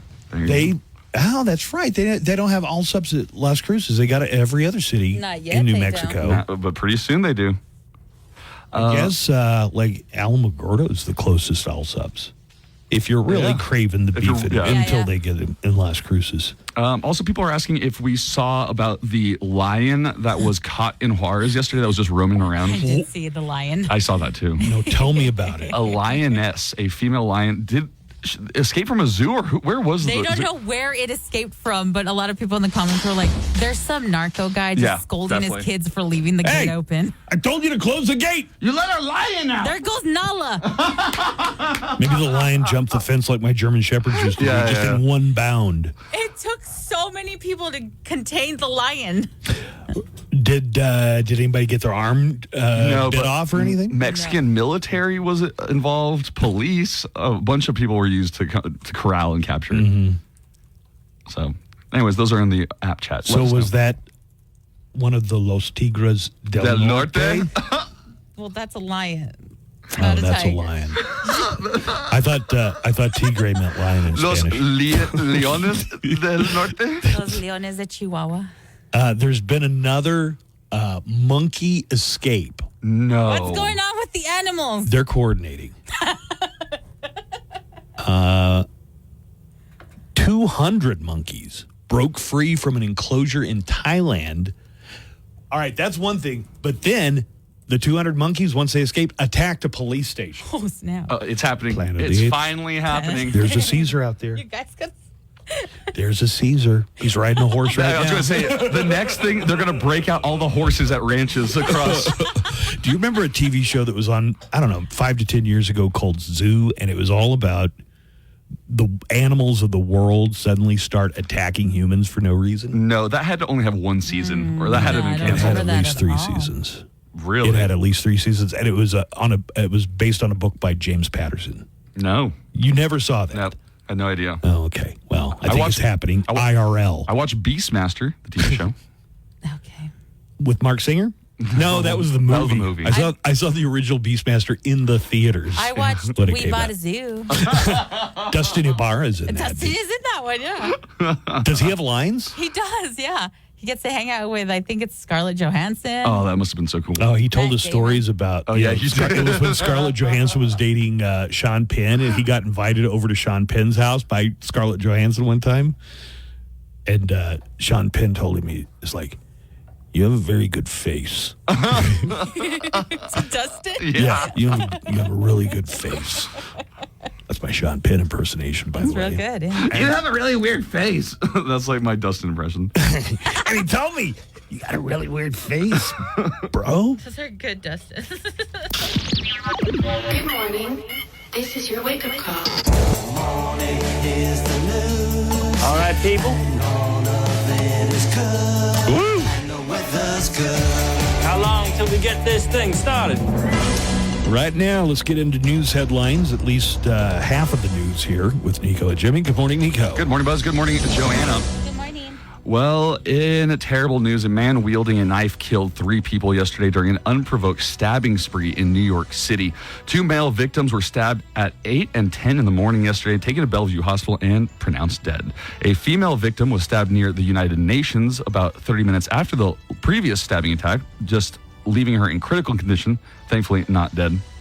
At a press conference about the attacks, New York City Mayor Eric Adams had a lot to say about the attacker, Riviera. It is a clear example of the criminal justice system, mental health system that continues to fail New Yorkers. I think the mayor of New York is just happy to be talking about Something a crime else, that doesn't involve him. I know. 51-year-old Ramon Rivera was arrested. And like you heard Mayor Eric Adams talk about, that it's a mental health concern. This person of interest was brought back to the 10th Precinct Station House for processing. He's a male Hispanic, 51 years old. He appears to be undomiciled. He has 8 prior arrests, last being for a grand larceny, October of this year. That was Interim Police Commissioner Tom Donyan talking about. Oh, yeah. What happened to the last police commissioner? He was arrested. Oh, undomiciled. I got to write. That's a good one. Unhoused, unhomed, undomiciled. Undomiciled. Also, Eric Adams told reporters that there are real questions about how that attacker was free. We are still looking over his record, but there's a real question on why he was on the street. It's preliminary now, but he was sentenced a few months ago, and there's some real questions that we need to look at on why he was on the street, and he has some severe mental health issues. Why was a man with that record allowed to roam free is something you could also say about New York City Mayor Eric Adams. Well, Seattle police have arrested 3 suspects who allegedly committed 5 armed robberies at convenience stores and gas stations in the Seattle area. But surprisingly, one of those arrests was an 11-year-old. The suspects wore face masks and were armed with guns when they demanded cash and merchandise from each of the 5 stores. The 3 were arrested after a car chase. The trio stopped the car and tried to flee on foot. How old were the other 2? Right, like 12 and 13. Yeah, no, it doesn't say. How old were they? No, it doesn't say. Which is weird. It just mentions the age of the 11-year-old. No guns were recovered and nobody was hurt, thank God. Well, it could have been like a family. Could have been a mother, a father, and their child. Bring the kid along. Put the mask on him. Give him a gun. The family that steals together feels together. There's an update on a case of a 19-year-old Walmart employee whose body was found in a walk-in oven inside the store last month. Where do they keep the walk-in oven at Walmart? Maybe for pizzas or whatever. I have no idea. Or is it back behind the butchers or something? Yeah, I think probably where they make prepared because foods. they'll have and the stuff. prepared rotisserie chicken. I guess they cook them there, right? Yeah. Oh, okay. This wasn't in the United States, though. Canadian police said in a news release yesterday that their investigation has found that the death was not suspicious and there is no evidence of foul play. Authorities say their investigation included interviews, video footage, and evidence from a medical examiner. Halifax Regional Police said this is expected to be the final update on the case. But what was the door locked? Like the guy couldn't get out? Did it lock from the outside? It was a woman, 19-year-old girl. A 19-year-old woman. Mm-hmm. All right. And yes, I guess the door locked from the outside. My God. See that stuff. Well, I've heard like of industrial accidents where people get like accidentally locked in like the thing that bakes, I don't know, plane parts or whatever. That would be an oven as well. Right. Just a really big one. Right. Yeah. And the not-so-burning question of what did Richard III actually sound like? Richard III, a horse? My kingdom for a horse? Richard III? Yeah. Well, now we have an answer. British vocal coach Yvonne Morley-Chisholm has worked with a long list of experts for 10 years to create an avatar of King Richard III, which is part of a display that opened Sunday at the Theatre Royal in the city of York. Talking to NBC News, she said the experts involved dentistry, physiotherapy, the cranial facial reconstruction of people, original pronunciation, and forensic psychology. She said it took 10 years because we wanted this to be evidence-based. Richard was king for 2 years from 1483 to 1485 when the War of the Roses ended and was written into legend by Shakespeare as a hunchback whose last words were, My horse, my kingdom for a horse? Yes. King Richard III's body. Boy, I really redeemed myself on that one, War and Peace. But I don't know if you guys remember, King Richard III's body was found underneath a parking lot in 2012. Yep. But his face and voice are performing at the theater, at least according to a lot of experts. Here, do you want to hear? Okay, so what were his vocal cords like, though? You wouldn't. Well, so they had the body. They had the body, and they were able to look at the way that the cranium was structured. This is what he would have. And there's also an accent. So I once saw, it was either a documentary or a segment on 60 Minutes about the Shakespearean troupe in England who does Shakespeare's play in the accent that would have been used during Shakespeare's time, and it was really interesting. Yeah, it sounds kind of like American in a way.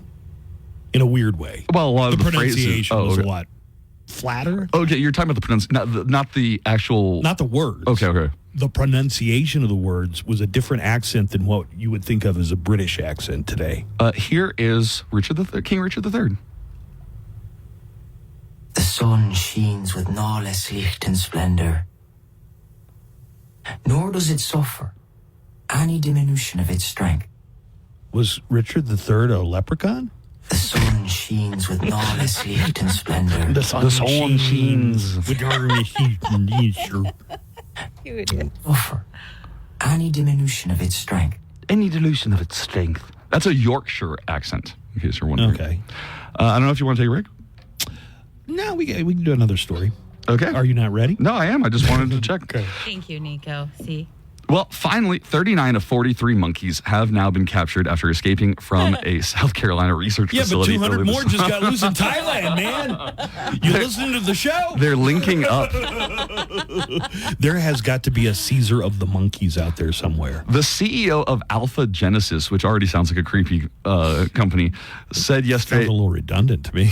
Alpha Genesis said yesterday that the recaptured animals walked back into the facility and fell into humane traps. Oh, you know what? They kept going back to the facility to visit their friends on the inside. Yeah.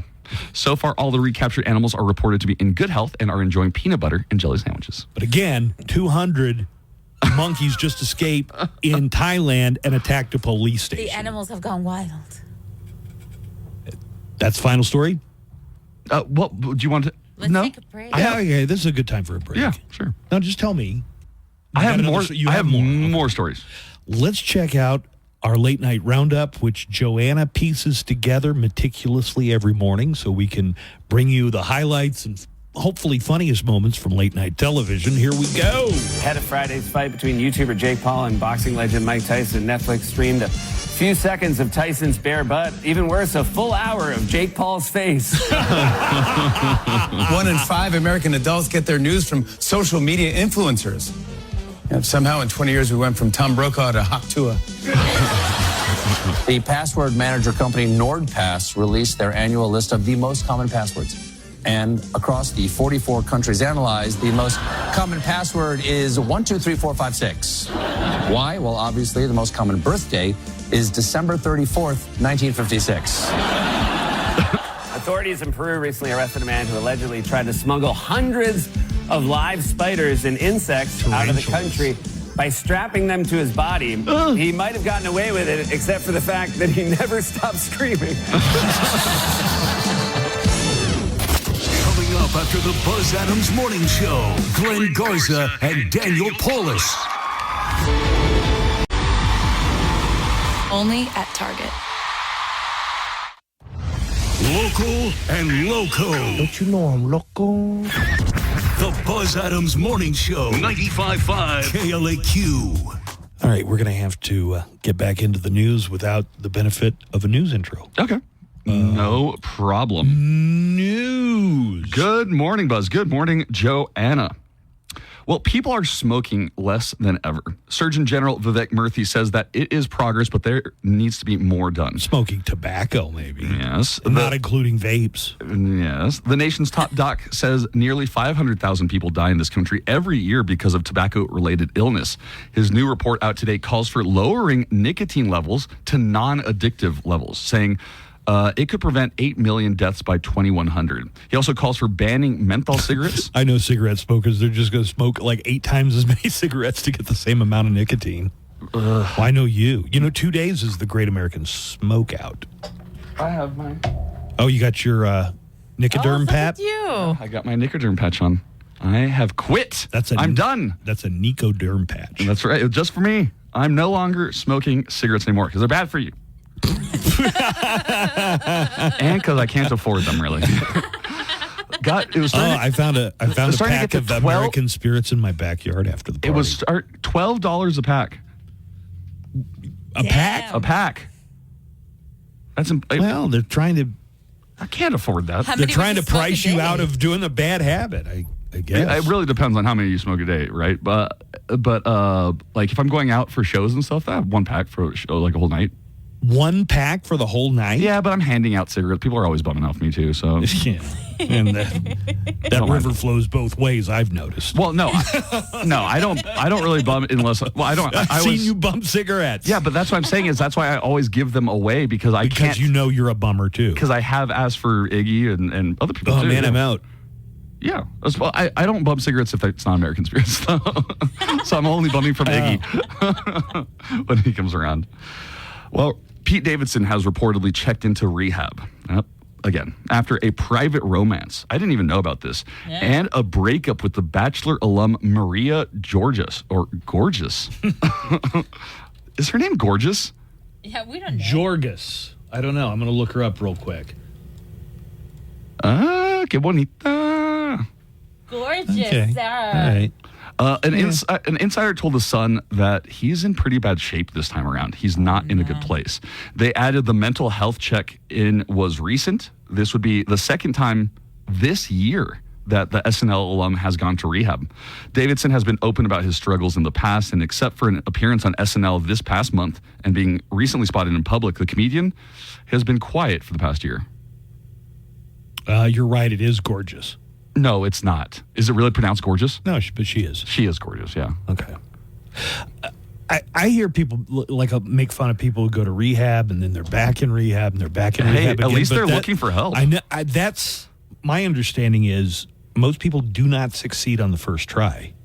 That it takes more than one try. And how many people are just living that life, living a life that they don't want to be living, and don't go get help. Right, exactly. Also in our app chat, Cool Arrow says that what? Cool Arrow. Cool Arrow. Yeah, it's a cool arrow. Yeah. What's weird? Oh. like a cool arrow. Yeah, Cool Arrow. What's wrong with Cool Arrow? I don't know. I'm not a big fan of Cool Arrow. Some people are. Some people get really deep into Cool Arrow. I love Cool Arrow. That's a great name. There used to be a head shop called Cool Arrows. I know. And I'm just kidding. Okay, all right, you idiot. I actually started thinking maybe he doesn't know what we're doing here. Cool Arrow says, just wanted to make an observation that nobody's considered maybe somebody unlocked the monkey level in Jumanji. Yeah. Somebody rolled Bravo, Cool Arrow. a 6 or an 8. Okay, this is a terrifying story. A group of people are now safe after being suspended in the air on a roller coaster ride at Knott's Berry Farm. The 22 riders were on the Soul Spin ride when it came to a stop yesterday afternoon due to technical difficulties. Okay, what is really terrifying about this is not just being in a roller coaster and being stuck, but they were stuck upside down on the side for 2 hours. Some riders... people used to buy those gravity boots and hang upside down. For 2 hours? I don't know how long they do it, but... Well, finally, rescuers were able to bring the parkgoers to safety, and none were seriously injured. Thank God. And federal investigators are looking into a hack of the email system used by the Library of Congress. Officials say the hack was carried out between January and September and focused on emails between library staffers and congressional offices. Analysts believe the hackers went after the library's email because it lacks the sophisticated cybersecurity used by other congressional email systems. According to officials, the attack was carried out by a foreign adversary and a classic case of espionage. The U.S. Capitol Police have turned over the investigation to the FBI. They're still going at the espionage angle. If they just wait a couple months, Tulsi Gabbard's going to be in charge. They can get a gold-plated invitation to come and look at everything. You don't even need a hack. Students from the University of Southern California are reaching new heights. A team from the university's Rocket Propulsion Lab launched a rocket that traveled more than 89 miles above Earth. That set an amateur record, shattering one that was set 20 years ago. The students launched Aftershock 2 last month in Nevada's... 89 miles, we're talking extreme upper atmosphere or space? Space. It hit the Kármán line at 65 miles, I believe. The students launched Aftershock 2 last month in Nevada's Black Rock Desert, but data from the launch had to be analyzed. The rocket reached a speed of 3,602 miles per hour. That thing was shooting like a rocket. California Governor Gavin Newsom is addressing the Eric and Lyle Menendez case, and he will not grant clemency to them just yet. The governor said he wants to see what new Los Angeles County DA Nathan Hochman has to say about the case first before he makes any decision of his own. And there could be snow for a lot of the country this week, with the first rain and the second being a lot more snow. Storms in the southern plains shifted north, giving rainfall in the Midwest and central plains area. Memphis and Atlanta could see rainfall by the middle of the week. And New Mexico got a bunch of snow a couple weeks ago. Just about to say, in the West, winter weather alerts have been issued in Washington, Montana, Oregon, Idaho, New Mexico, Wyoming, and Utah. The Great Lakes, interior, Northeast, and Ohio Valley may also be seeing accumulating snow by this weekend. And researchers are giving you the 5 keys to living longer. Buzz, do you want to hear this? No, I already know. Okay. You get like a young person as a blood boy, and you just hook up to them, and you're constantly recycling your old cruddy blood for new young blood. I mean, I haven't done it, but I hear that the elite do it, so that's what I'm aspiring to. Eating a healthy diet. Oh! Let's see. How many do we all check off in this? Okay. Oh, God. Eating a healthy diet. Subtract 5 points for me. Buzz starts with -5. Yeah, I don't think I eat the healthiest either. Joanna? Nope. Exercising regularly. Oh, I keep telling myself, but now I can't play pickleball because I saw a big pickleball fight. Oh my God, that was a dangerous fight. I am now forced to go for a brisk walk every day. I can bring back the hiking club. You want to bring back hiking club? Yeah. Let's bring it back in the new year. Oh, you just tell me that hill is too daunting for you. It's okay. That hill is too daunting. It is pretty daunting. And what is my rule when we walk that hill? Don't talk to me for the first 15 minutes. I can't talk. And Nico doesn't shut up. And, have this and I hill like right to smoke behind my us. cigarettes And you while smoke your cigarette next to me, and then the cigarette smoke comes downwind to me. That's how I like to walk. If only I had a beer in my hand while I was doing it. Okay, maintaining a healthy weight. That ship has sailed. Yeah, I'm not the best weight either. Not smoking. No, you're just gonna. I don't smoke. You guys are just gonna laugh at it. Yeah. I mean, I don't Well, smoke what are we cigarettes. talking about here? Like inhaling any kind of smoke yeah. into your lungs? Oh. Yeah, I could improve in that area. And drinking alcohol in moderation. Well, compared to Hemingway, maybe I'm drinking in moderation. I could always be drinking more, so I think we should all be thankful that I'm not drinking more. I'm not drinking anymore. Okay. Did you know that? You're not? I'm not drinking any less, but I'm not drinking any more either. So the new studies are showing that if you do those 5 things, you could add up to 11 years to your life. No crap. You can get hit by a bus, too. And still do all those Would those things. 11 years Right, you really could- be that you're good? right. You can do all those things and still accidentally walk out in front of a bus tomorrow, like a Final Destination style. Smoke that cigarette Smoke them tonight. if you got it. And no, second, this is my penultimate story, okay? All right. Forget snakes on a plane. Escapee hamsters grounded a flight for 4 days. Yeah, but it was a bunch, wasn't it? It wasn't even 1 or 2. It was 132. Hamsters? Hamster. Now it's hamsters? Yep. The TAP Air Portugal flight from Lisbon to Ponta Delgada Airport had human passengers as well as hamsters, ferrets, and birds that were headed to a pet store. Then some of the hamsters decided to escape like their monkey friends. It took 4 days to account for all the critters, and then the Airbus took off again finally. Could you imagine having a hamster run up the leg of your pants on a later flight like they didn't get one of them? It just runs up your pant leg. You didn't even notice. It's like, Oh. Stay there. Wait, hold on. And speaking of airlines, Spirit Airlines. You know them, right? I sure do. They filed bankruptcy. They did file bankruptcy. Spirit Airlines. They couldn't even afford to fix the bullet holes in that plane that tried to land in Haiti last week. Spirit Airlines announced yesterday that it filed for Chapter 11 bankruptcy protections after a fight with losses, growing debt, and a failed merger. The company said in a statement that it secured a prearranged deal with bondholders that includes $300 million in financing to stay open. Spirit says it plans to exit bankruptcy in the first quarter of next year. Well, how will this affect customers? The short answer, it won't.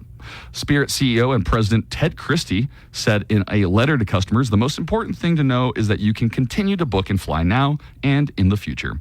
Spirit, which was last profitable in 2019, earlier deferred $1.1 billion in debt payments to next year.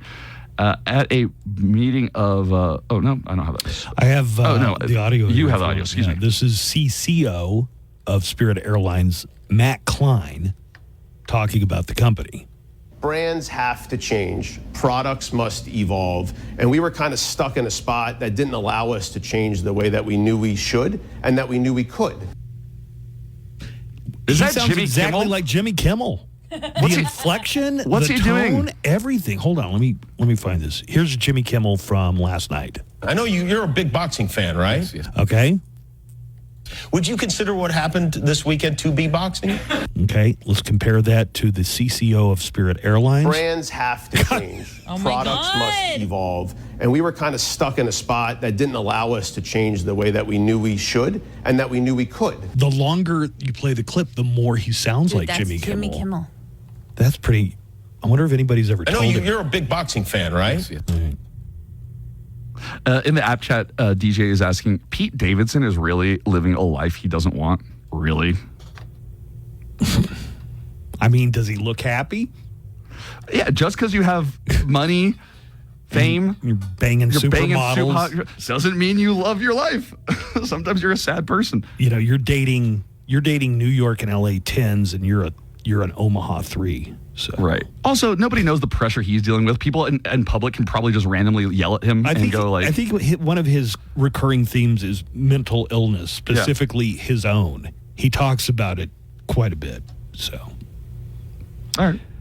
Well, with the news on Nico. All right. So Spirit Airlines, even though they're bankrupt, Hey, there are airlines that have been bankrupt at least twice, Yeah, right? multiple times. Yeah, they're not going away.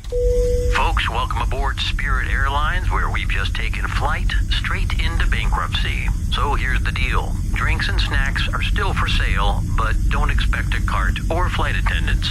We had to let them go. But don't worry, there's a state-of-the-art vending machine at the back.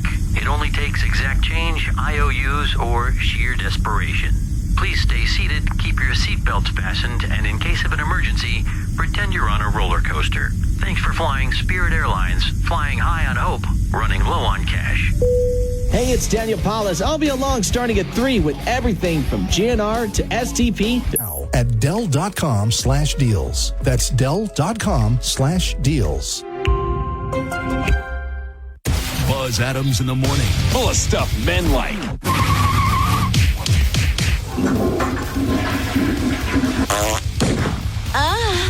Yeah, that stuff. Click on Rock Out. This is 95.5 KLAQ. Oh, yeah, it's International Men's Day. We'd like to acknowledge that segment of our audience, men.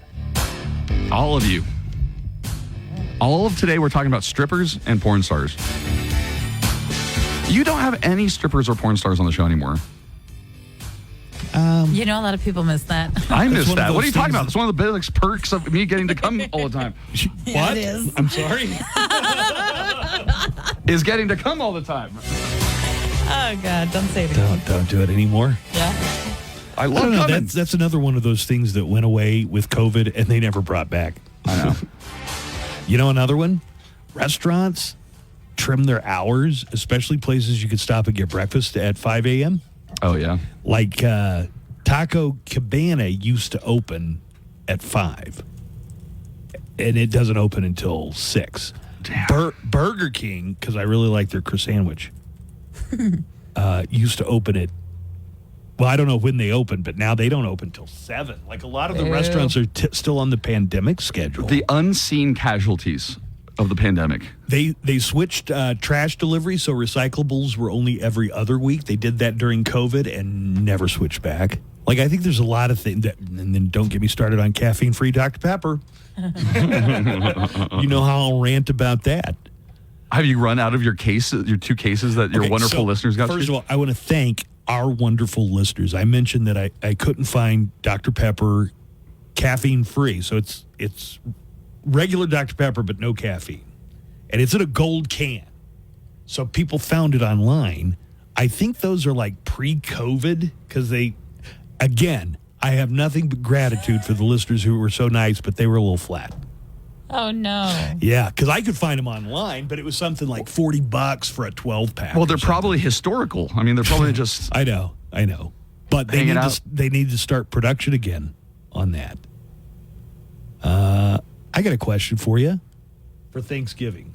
Okay, and which is a perfect segue, too, because I was going to tell you, I wanted to tell you something about Thanksgiving, too. Okay. We're bringing out the escargot this year. No, it's only for Christmas, but my grandpa said that he will make it for Christmas this year, because it's honestly not an every Christmas type of thing, just to shut you two up, and just so you can try it and be like, you get to try. We get to try the famous escargot now. Escargot. Yeah. Do I have to wear a tie while I eat it or something? I mean, it would be appreciated. I mean, it wouldn't be the worst thing. Hollywood Reporter has a list of 30 great Thanksgiving movies. All right. I can think of one. I can think of one. So a lot of them are movies you've never heard of, or movies that you've heard of, but Thanksgiving is only one scene in the movie, or you don't think of it. So I'm going to name the one that I can think of that is fully about Thanksgiving. The mission is Thanksgiving. The mission. Planes, Trains, and Automobiles. Oh, John right. Candy That's and Steve Martin. not the one I was thinking, but yeah, that's a good one. I was going to ask, can you name another one? Yes. What? Son-in-Law with Pauly Shore. Yep. That's a Thanksgiving movie? That's a Thanksgiving movie. He goes home with Becca for Thanksgiving. A Charlie Brown Thanksgiving? Oh, snap. It's on Hulu. Hell yeah. I've never seen that one. You've never seen Son-in-Law? It's hilarious. I guess there was a horror movie, it looks like a few years back, called Black Friday. Have you ever seen that? No. So it's like that. It's either a movie you haven't heard of, or it's The Blind Side because something happens on Thanksgiving. Okay. There's one called The New World. Also, they're I think that's about pilgrims. No, it's not. It's There's about a horror Columbus. movie called Thanksgiving. Oh, nice. That's real good. The New World is about. It's not Columbus. It's the story of Pocahontas. Oh. That's a horror movie. They included Charlie Brown Thanksgiving. Wait, you think Ding Columbus dongs. and Pocahontas are together? No. No, I got confused. It's not about, or is that one about Columbus? Because there is one about Columbus, but New World, I think, is the one. New World. Yeah, with, I want to think. A visually Colin stunning Farrell retelling was John Smith of the relationship between Native Americans and English settlers. Yeah. Sure. Yeah, I guess that's a Thanksgiving movie. They include a Charlie Brown Thanksgiving. That's an hour-long TV special. Ding dongs. That's It's a not movie. Ding dongs. But Home for the Holidays with Holly Hunter? Don't know it. They're including never seen things that that are one. like Hallmark movies in here. They can't come up with 30. Have you ever seen a cartoon called Free Birds about turkeys? I have, yeah. A 2013 animated comedy. So I guess that's all about Thanksgiving. Dutch? There's a 2000. This says it came out in 2000 with Kat Dennings and Aisha Tyler, which, man. In 2000? Make me the meat in the 2000? middle of that sandwich. Kat Dennings would have Kat been Dennings so would have been young. like 13 years old. Yeah. Called Friendsgiving. Oh. Check that one out, Joanna, because I didn't start hearing about Friendsgiving until much more recently than 2000. This says it came out in 2020. Oh, it's a typo then. Damn it, Hollywood Reporter. And yet they didn't hire me. Funny People, the one with Adam Sandler. That where just had a he's- Thanksgiving scene in it. It had a scene, right. So they're just counting on some Yeah, movies that just have a scene. Well, an Adam's Family You know what? Values had a Son-in-law's Thanksgiving not play. in Yeah, right. Adam's Family Values is on the list. Son-in-law, I don't think is on the list, Joanna. They didn't put So the one that you picked- son-in-law? Mhm. It's a Thanksgiving. We watch it every Thanksgiving at my You house. do? Yeah. There's a bunch of other movies I don't think you've ever heard How of. dare they? Mm-mm. Justice None of for those. Pauly Shore. And Even if they have Busted. somebody in it you recognize, like Mark Wahlberg, you don't know the movie. Nope. Mark Wahlberg movie with Rose Byrne called Instant Family is on the list. They're throwing in a bunch of the holiday specials. Miracle on 34th Street. Was that a Christmas movie? Well, it's about Santa Claus, but it's the guy who's playing Santa Claus in the Macy's Day Parade, which is on Thanksgiving. So, I guess I don't know that I've ever seen A Miracle on 34th Street all the way through. But I know the scene where they bring in the bags of letters because they'd done parodies of that on The Simpsons and Family Guy and stuff. Al in our app chat saying Thanksgiving horror movie, Thanksgiving. Killing. But Planes, Trains, and Automobiles is all about these two guys, and all the flights are canceled, and it's really a really Oh, good movie. such a good movie. And even the touching ending, which I won't spoil here, is like it actually really gets you. I like when they're in the hotel and they're sleeping in the same bed. That's not Right. your leg. I don't think I've seen it all the way through. Where's my other hand? Where's your other hand? It's between two pillows. Those aren't pillows. and John Candy plays this guy named Dell, and he is a traveling shower ring salesman. He starts selling them as earrings. Yeah, right. Oh, yeah, it totally makes you look 21. Oh, I love that movie. I think I can't believe they didn't put son-in-law on this trash ass list. I'm sorry. It's there. I was wrong. Son-in-law. Son-in-law is on the list. Joanna- A South Dakota farm town valedictorian brings an unlikely free spirit from her Los Angeles college home for Thanksgiving. She's just mingling. Oh my God, is that Carla Gugino? It is, yeah. And Tiffany Amber Thiessen also comes out in it. Such a good movie. Did you get to meet Pauly Shore when he came, Joanna? No, I didn't. I did. Okay. I'm talking to her because I wonder if she freaked you- out because she watches his movie Yeah, I every. didn't get to see it. A Walton's Thanksgiving. Now, this one is 2 hours, but that's a TV movie, Who dude. the hell are the Waltons? What? Is it the about the- Waltons used to be a show about Good night, a John family Boy. in the Good night, Bob. Good night. I Good only night, know Billy that Bob. because of Family Guy. Yeah. Good night, Millie Bobby Brown. Good night. Millie Bobby Brown. I'm going to give the prize, though, and I will concede that I haven't seen Son-in-Law.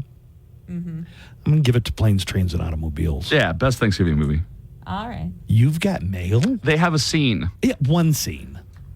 Just like how Adam's Family Values has a Thanksgiving play Yeah, and they're in the middle of summer in camp. the middle of summer camp. That's not a Thanksgiving. Come on. It's on the list.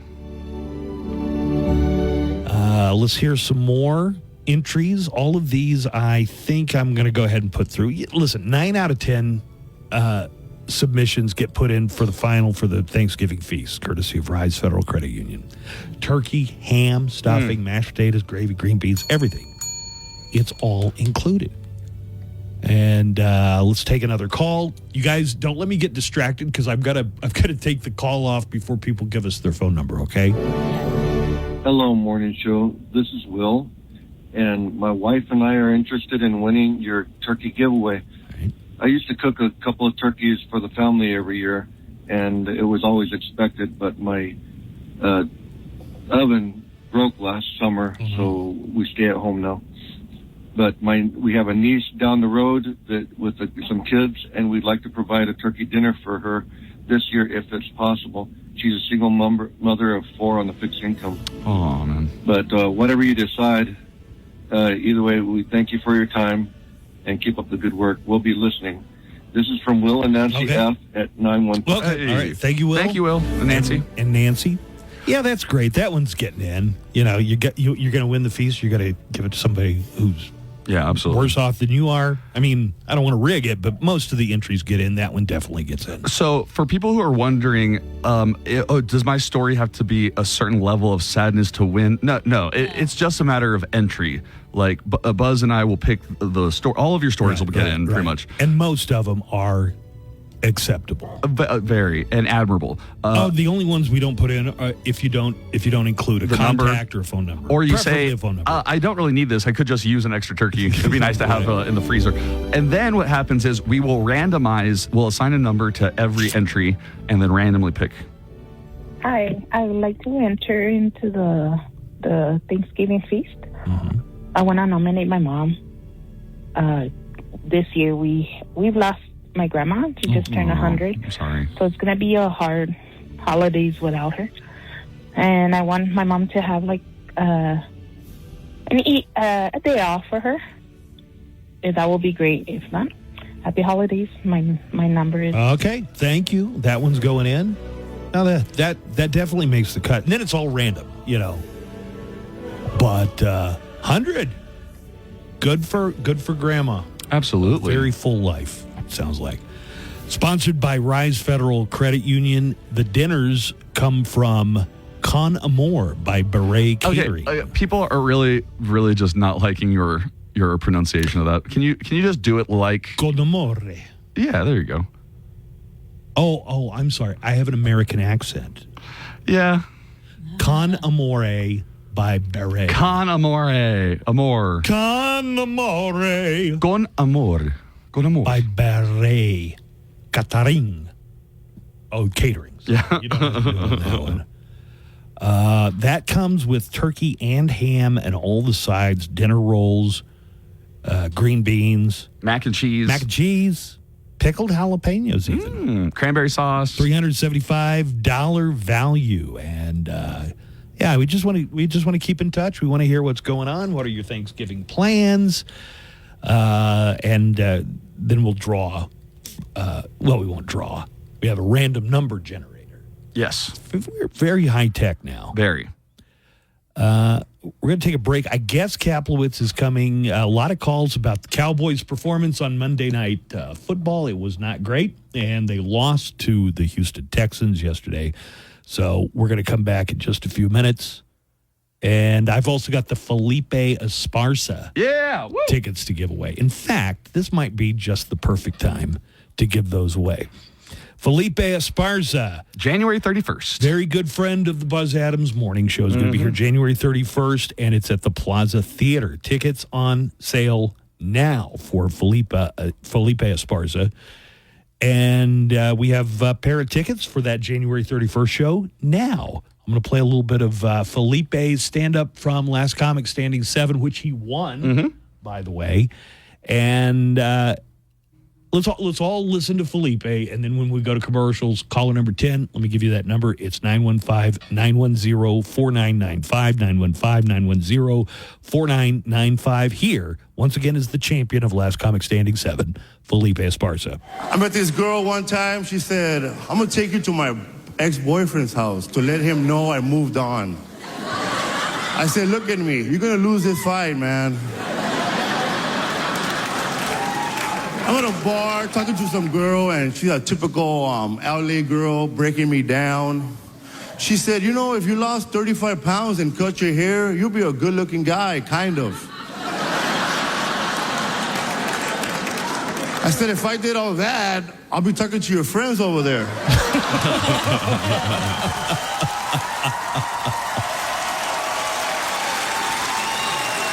I don't know if you know this right now, but I'm taking one for the team right here. Thank you very much, ladies and gentlemen. While you're working away, we're working for you. Our job. Perfect blend of fall at Rudolph Honda at I-10 and Red Road. Rudolph Honda. The Buzz Adams Morning Show, Monday through Friday, 5 to 10. KLAQ and KLAQ HD1, El Paso, a town square media station.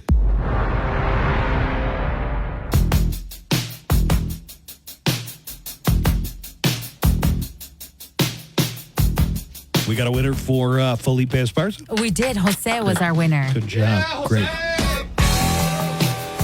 Here's another contest that is ongoing. It's Light Up El Paso. Unfortunately, Nico just quit smoking. No, it's your Christmas lights, man. You could get $1,000 just for showing off your holiday decorations. Nice. I haven't seen a lot of Christmas lights, but I have seen the signs for the people who you pay to come put your Christmas lights up. Have you ever seen those, or is that only on the west side? No, Joanna's nephews already have. My nephews do that as a side hustle. They have a service already. Yep. How do they advertise their service? They just go around the neighborhood like, hey, do you want us to put your Christmas lights? And Joanna, can you talk about show. it? Yeah. Actually, and me. Also, I should probably just drop them off in Buzz's neighborhood. And then they could be like, hey, do you guys need help? What if they came in and talked about it on the air? Do they have a vehicle? They are children. And they are in Peanut school. is not a child. That's true. But Peanut doesn't really do it with them. So it's the little one. Do they do a good job? They do, yeah. Do they do a good job, like, compared to Martha Stewart? They're no Martha Stewart. They're no Martha. Joanna, what do your nephews call you? Joanna. Oh. Jojo. Oh, Jojo? Jojo Bean. Jojo Barwa? Stop trying to make that happen. Wait, what are you trying to say? I've been trying to, but he's combining Jojo Siwa with Barba, and he goes Barwa. You know, they got. And I did it yesterday, and Joanna's like, "You did that before, and You've it didn't already work." tried it. And then I was like, Stop trying to make I forget it work. the things, the jokes I've already tried on you. They have one of the cast members currently on Saturday Night Live. One of the newer ones does a Jojo Siwa impression character, and I don't get it because I don't know. I don't get. In fact, they did this thing. It was like celebrities auditioning for Wicked, and they had a bunch of like influencers and YouTube people, and the only one I knew was Al Pacino. Oh, that's funny because I just told you that statistic I just learned. Joanna. What? A new statistic is revealing that over 12 million Americans, 7% of the workforce, identify as full-time influencers on social media. Oh, my God. No, you may consider yourself an influencer, but how many people are you influencing? The Wall Street Journal estimates that there are roughly 27 million paid content creators, half of which are doing it full-time. Those creators are said to make on average $93,000 a year. Could I just take my show and put it on the internet? Yeah. The top creators skew that average, but what's more interesting is how influencers becoming a form of the American dream. Another survey found that 57% of people who identify as Gen Z aspire to be influencers. And 41% of adults overall would choose being an influencer as a career path. So for these influencer whatever they are, videos, right? Or podcasts. It could be any of that. Do people have them on? They're really zoned into what people are saying, or is it just kind of like they have it on in the background? People watch it like instead of watching TV. Yeah, that's instead how of watching people movies or watch TV, things, people are watching influencers and people on We are in the YouTube. golden age of television. You need to get off of the social media and watch some great TV shows. Like The Penguin. The Penguin is more interesting than any social media influencer. I don't know. There's something about They make how much a year? I would rather see $93,000, Joanna. Damn, that could have been me, but I thought I was too good to dance on TikTok back in 2020. Oh, and now we realize we're not too good for anything. Yeah. I got another statistics here. Wait, what's the thing that? So I told Buzz this in the break. I was like, 12 million Americans identify as full-time influencers, and Buzz is like, that's too many. Right, we don't need. That's too many influencers. We don't need that many. We don't need that Right? many lawyers, and we don't need that many TikTok influencers. That is a lot of influencers. Listen to this statistic. In the prep today, 1 in 5 Americans now regularly get their news from social media influencers. Do you think that's a good idea? I mean, you got to kind of trust your source going in, right? I think it's one of the reasons that Donald Trump won the election. Sure. Wait, explain it. That I think because he was hitting all these bro pod. Yes, yes, and but we have Kamala went on Howard Stern. Like we have low information voters, people who like just want one issue and that's all they're going to vote on. But like I bring this up because there's starting to come up reports of people that are saying things like, I voted for Donald Trump, but he's not really going to get rid of the Department of Education because I have a child who needs subsidies from the federal government for And for the fear is that those kind of subsidies would go away. They will absolutely go away. It will all go back to the states and whatever. I mean, whatever whatever the state decides to do. I guess the state could decide, hey, for honors biology, we're teaching creationism instead of evolution. I mean, a state could decide that. There are states that. Did the Scopes monkey trial not prevent that at all, or? Scopes lost. Oh yeah, he lost the monkey trial. He lost it. He was fined something like $30.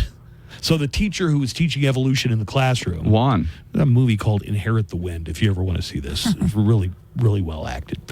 And he was represented by Clarence Darrow, who was the most famous attorney in America at the time. Clarence Darrow. Right. But they found him guilty, and he had to pay a fine for teaching evolution. Wow. And this was like 1920. Yeah. Yeah, it's a rough estimate. So I guess they could. I guess the state could mandate that. You know, maybe. One of the Midwestern states did it. They were like, no, our curriculum is going to teach the Genesis story from the Bible. And I don't know. I don't know if Kansas, I believe it was. Meanwhile, all the Indian students who are probably Hindu are like, what the hell are you talking Yeah. Well, I got to read about this manger. But yeah, it's interesting. If you tune in and get your news from us, I will say that I try to be accurate, and occasionally I'll make a mistake and say that octopuses can climb trees or something, but I correct myself. I issue a correction and retraction as soon as it's brought to And even then, you should probably double check anything we say, just in case. And I'm sure that, doesn't Rogan always say that, hey, I don't know what I'm talking about. I'm just a bald-headed moron. Yeah. I mean, disclaimer. That he doesn't know what he's talking about. Yeah. But people still swallow it up like it's gospel because they trust him, right? Right. Oh, you can trust me to. But don't you think it's try interesting my best. that there are people who need the Department of Education subsidies for their special needs children or children with individualized education plans, and they voted against their interest? They voted for somebody who said they're getting rid of the Department of Education. We had a caller the day after the election. Do you remember this caller? I don't remember her name, but it was a live call. And she's like, hey, I don't like the way I'm Mexican, and it really offends me the way he talks about Mexicans and the things he says, but I voted for him. So, I've seen a lot of these reports of people who voted, not understanding what the vote meant, like a person who said, well, my girlfriend's illegal. She's from Venezuela, but she actually came here on a student visa. She's in law school. She's going to make a very positive contribution to society. They're not going to get rid of her, right? Deport her. Yeah, they are. Damn right they are. No, they are. So the front page of the El Paso Times today, the biggest article says Trump plans to declare emergency.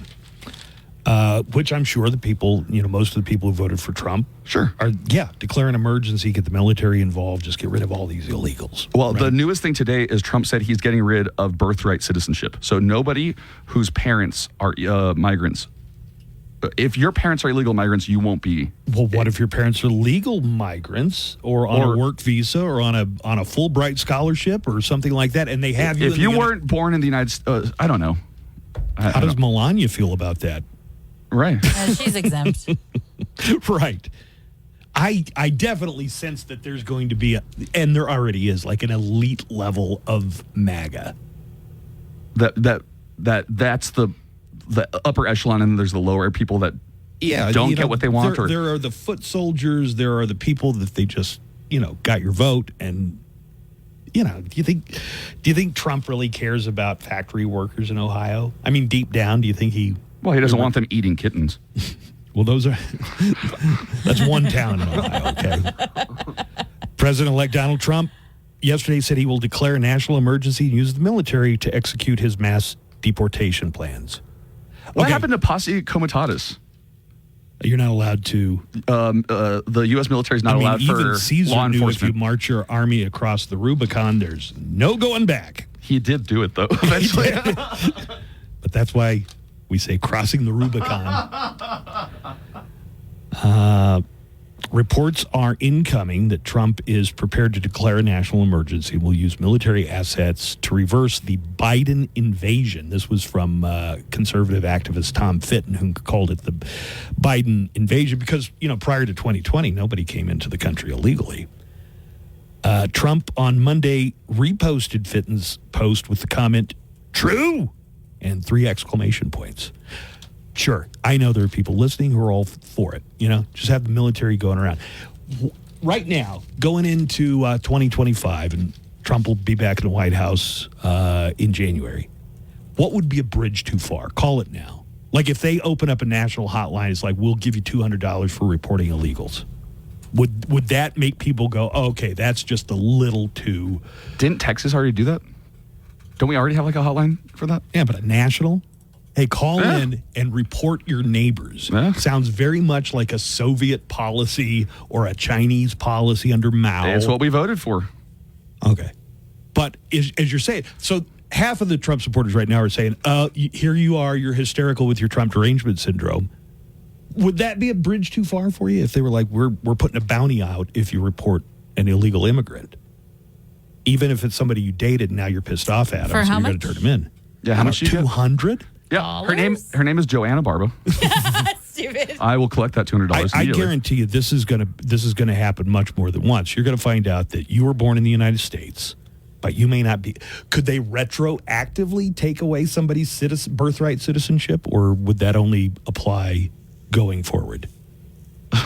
God, you are asking the questions, sir, for sure. Should birthright citizenship... Somebody who was born to immigrants who were illegally in the country in 1980, so they'd be 44. And if you were could born they have their birthright citizenship? I don't think it could have stripped, but what they could say is that if you are an illegal immigrant and you're about to have a kid in the United States, they will not going to get citizenship. Well, there's a term for it called anchor babies, and that's been around for 30 years. The term anchor baby has been around for 30 years. They're like, you and that baby got to go. I didn't mean to turn this into a whole segment, but we do have a call or two about it, so I guess I did. All right. Like, at what point, when you see actual cattle cars of human beings being shipped... I don't think it's going to be one point. I think there's going to be little loss. It's going to be incremental. I think there's like the education department thing. The people who voted for Donald Trump and they need the education department, well, that's one. The people who voted for Donald Trump and they're in construction and they don't realize that their prices for the materials are not guaranteed past January because nobody knows what the price of materials is going to be with tariffs on them. So people are going to be surprised, I think. They're going to be in for a surprise. You know what? With this whole Nico thing, Nico talking about ending birthright citizenship. Well, we're not just making it up. Yeah. There are reports that's in the offing. You know what? I hope that as a nation that we do get what we have coming to us. Because that's what we will learn. Hopefully we throw us all back to Mexico para que se nos quiten los pendejos. For real. What did he say, Joanna? That was too fast for me. But he hopes they throw us all back to Mexico para que nos quiten los pendejos. So that they get rid of the dummies? Yeah. It's like, oh yeah, that's just going to get rid of the dumb immigrants. What if they decide what if they decide you're dumb? Somebody says that it is. Well, he's saying like that's what you get. It is Trump That's what's derangement coming. syndrome. Just mark it down. Just say in a few months when there's a hotline, it's like report your family members or neighbors who you suspect of being illegally in the country. That's really dystopian. I just want to find out if people agree with that. All right, I'm calling the hotline about Buzz's girlfriends. One of them just became a citizen, all right? Yeah, but that can all change. And didn't she vote Trump? Or this? She said she did. Or if Buzz wants to break up, he's like, "This is Buzz. I'm calling about my girlfriend." Yeah, right. I know of an illegal immigrant. It's always been difficult breaking up for me. That's how Buzz I get breaks up with I get her. the army to break up with my girlfriend from now on. Buzz, I think you're playing into the panic talk. Well, maybe. I'm just saying, see what happens. See what you're saying. Yeah, a year from now. like I said, I don't think it's going to be a big thing like that where there's one policy or Sweep, line. and they're just going to have enough to just come in and. I think you're going to see the incremental steps. Then people will start to get worried slowly. Well, it's like a frog in a pot of boiling or lobster. water. Yeah. About a hotline and stuff like that. They're not going to do that. God, I want to save some of the callers, and so that when they actually do some of the stuff that I think could happen, I'm not saying it absolutely is going to happen, but when they say it could happen, to play back your own words to you. Well, what they're going to do, they already said how it's going to work. It's not going to be a mass deportation where they, round up everybody overnight. It's 11 million people. They're going to start with people that have criminal records, extensive criminal records, and they're going to take it from there. They're going to get the worst. They're going to go after the worst, the Venezuelan gangs or the whoever gangs, Chinese, African, whatever nationality you want to. Wait a minute. Who's panicky now? Oh, no, he's saying that the priority will be illegal immigrants who are violent offenders, I guess. I guess that's what he's trying to say. I don't know if that's true or not. That's not what they're saying. I mean, there's no distinction. I mean, when they talk about illegal immigrants, all of them are rapists, right? All of them are drug dealers or murderers or members of a Venezuelan gang or whatever. They don't draw that distinction. Oh, I'm a good one? You think that's going to fly? Put on it so it doesn't sound racist. So it's going to go like that. Wait, what? What doesn't sound racist? I lost. I guess he's saying that they're going to go after not just Mexican people. They're going to go after any illegal immigrant here. Mm-hmm. So it doesn't sound racist. I wouldn't be sweating if I was from Norway or England, though. Maybe. Criminal records, and they're going to take it from there. They're going to get the worst. They're going to go after the worst, the Venezuelan gangs or the whoever gangs, Chinese, African, whatever nationality you want to put on it so it doesn't sound racist. Right. So it's just so it doesn't look racist. We're going to deport some Chinese too. So it's going to go like that. It's going to be a process. And the DACA kids, they're going to let them stay. That would be a big deal. That would mean a lot. If they DACA kids who were brought here, childhood arrivals. So that was a Biden. That was an Obama But remember, policy. Trump pledged to get rid of the DACA program in 2016. He thought it was a bad program. He criticized Obama for even doing it. Well, a lot of people have criticized Obama. But yeah, now he's saying because he did it with an But now executive this guy action. is saying no, DACA's fine. That's why I'm saying this caller is basically being like, no, DACA's fine. I mean, you have a crystal ball? Because I don't. Right? I don't. They're going to let them stay. They already said there's already paperwork going through the pipe where they're not going to take them out. And as far as separating families, it's the family's choice. Hey, we're deporting your mom and dad. Do you want to go with them? You're 5. We're deporting your mom and dad. You're 5. You want to go with them or you want to stay here? If they want to take their kids with them that were born here legally, they can take them. I guess I'm taken from this since you're saying, well, I'm buying into the panic. You don't think there's ever going to be a hotline to, that you could get a bounty for turning somebody in that you suspect is illegally in the country. Well, I'm relieved that you're so sure of that. But would you be willing to call back if that does occur and say, I didn't think it would happen, but lo and behold, it has? If they came illegally and want to take their kids back with them, they can. Okay. All right. Well, again, unless you got a crystal ball, I don't have one. we're both guessing. Right. We're both guessing. But based on the rhetoric, Joe in our app chat says it goes that there are a lot of Mexicans that voted for Donald Trump, and I hope they get deported. I will call ICE on them first. No. Who's that now? Joe in the app chat. Like people illegally in the country who somehow also voted for. Somebody made a pretty good point. I forgot who it was, but they said, it was probably Bill Maher, said, if you worked illegally and you just got some kind of work status, the last thing you want are more immigrants coming in to undercut you. So if you're already an immigrant and you're working for... I got in. You stay there. Come on. Well, I mean, just from a statistical standpoint, I guess it makes sense. You got game theory. Hey, Buzz, question. All right, you want to deport all these people? I didn't say I want to. I think in general, I think. And the ones who've been here working on the farm fields for generations. I want to see how many Trumpers are going to be out there getting a job. It's going to happen. It's already been said. It's going to happen. All this is going to happen. Watch. I just want to ask, so the caller who called in said that I was, panicking. Would that be a bridge too far for you if they set up some kind of informant hotline to turn in people that you suspect of being illegally in the country? I didn't know we didn't have one. It would not surprise. I'll look it up. I mean, if this is something Paxton and Abbott pulled off, it flew under my radar. Like some kind of snitch hotline. You just turn people in. Here's something that's definitely going to happen. Yep, there is a hotline. Okay. Can you give me some deets? Because I got a couple of names. The phone number for the Office of Enforcement and Removal. Do they offer a bounty, like a cash bounty like Crime Stoppers does? You get a certificate to Olive Garden. I don't know. No, it doesn't say that. It just says the phone number for Office of Enforcement and Removal is 210. What a great way to get revenge against somebody. Maybe even somebody you dated. Maybe somebody you're married to. Going back to maybe somebody you dated. Yeah. Hey, I don't want to run into this person at Target or anything.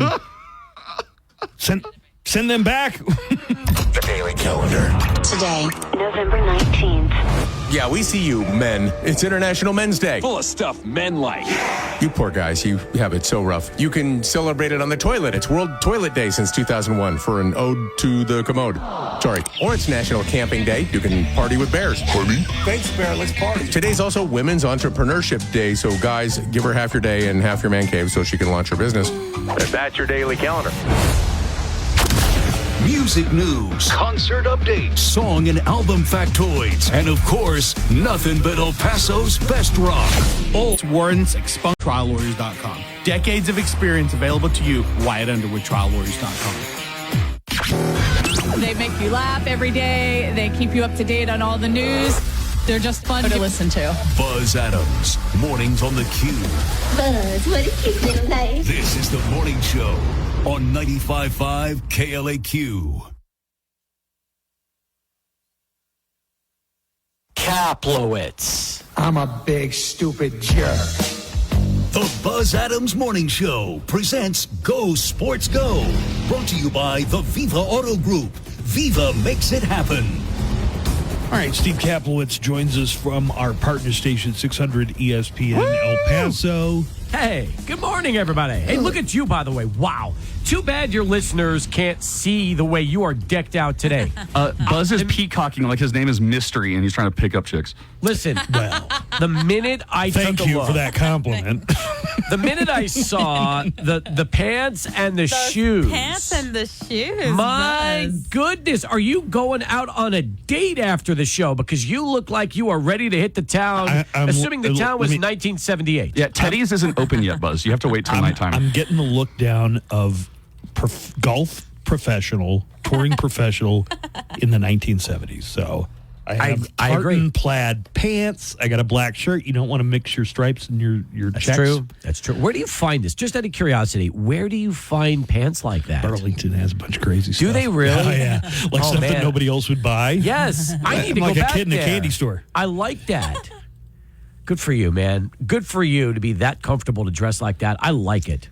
those shoes. Tell me about your sweater. He's got matching socks, not just the shoes, Joanna. He has socks that even Guys, look Buzz is perfect. wearing shoes with buckles on the top of them. You look like a beautiful canned cranberry sauce. Somebody's got to bring back Hager men's pants with the Sansa belt. And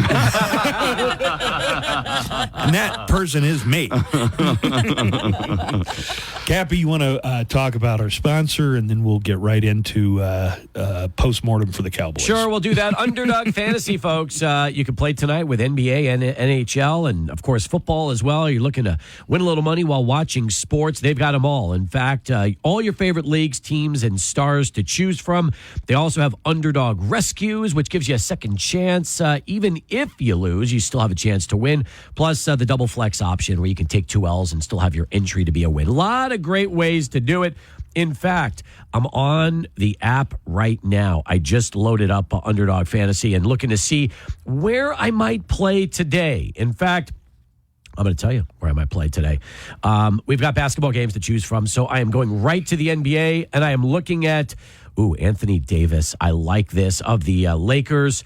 Higher than 11.5 rebounds. I mean, that guy is a rebounding machine. That's what I'm talking about. You know, this season, Underdog will be running a special promo or bonus every single day, like profit boosts.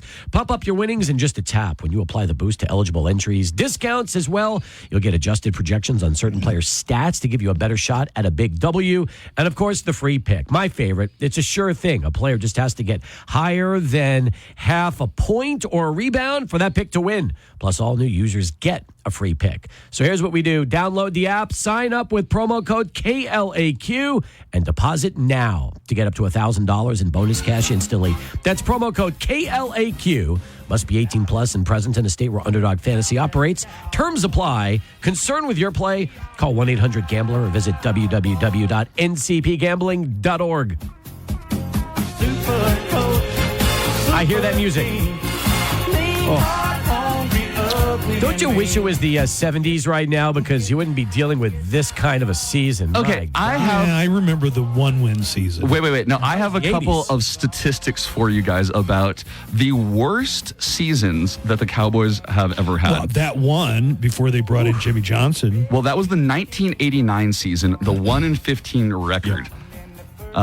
Then that was before the 90s, they were dominant, right? In the 90s. Then the next losing season was in 2001. They had a 5-11 record with Dave Campo. Well, they went 3 in the 90s? Yeah. 3 in the 90s, yeah.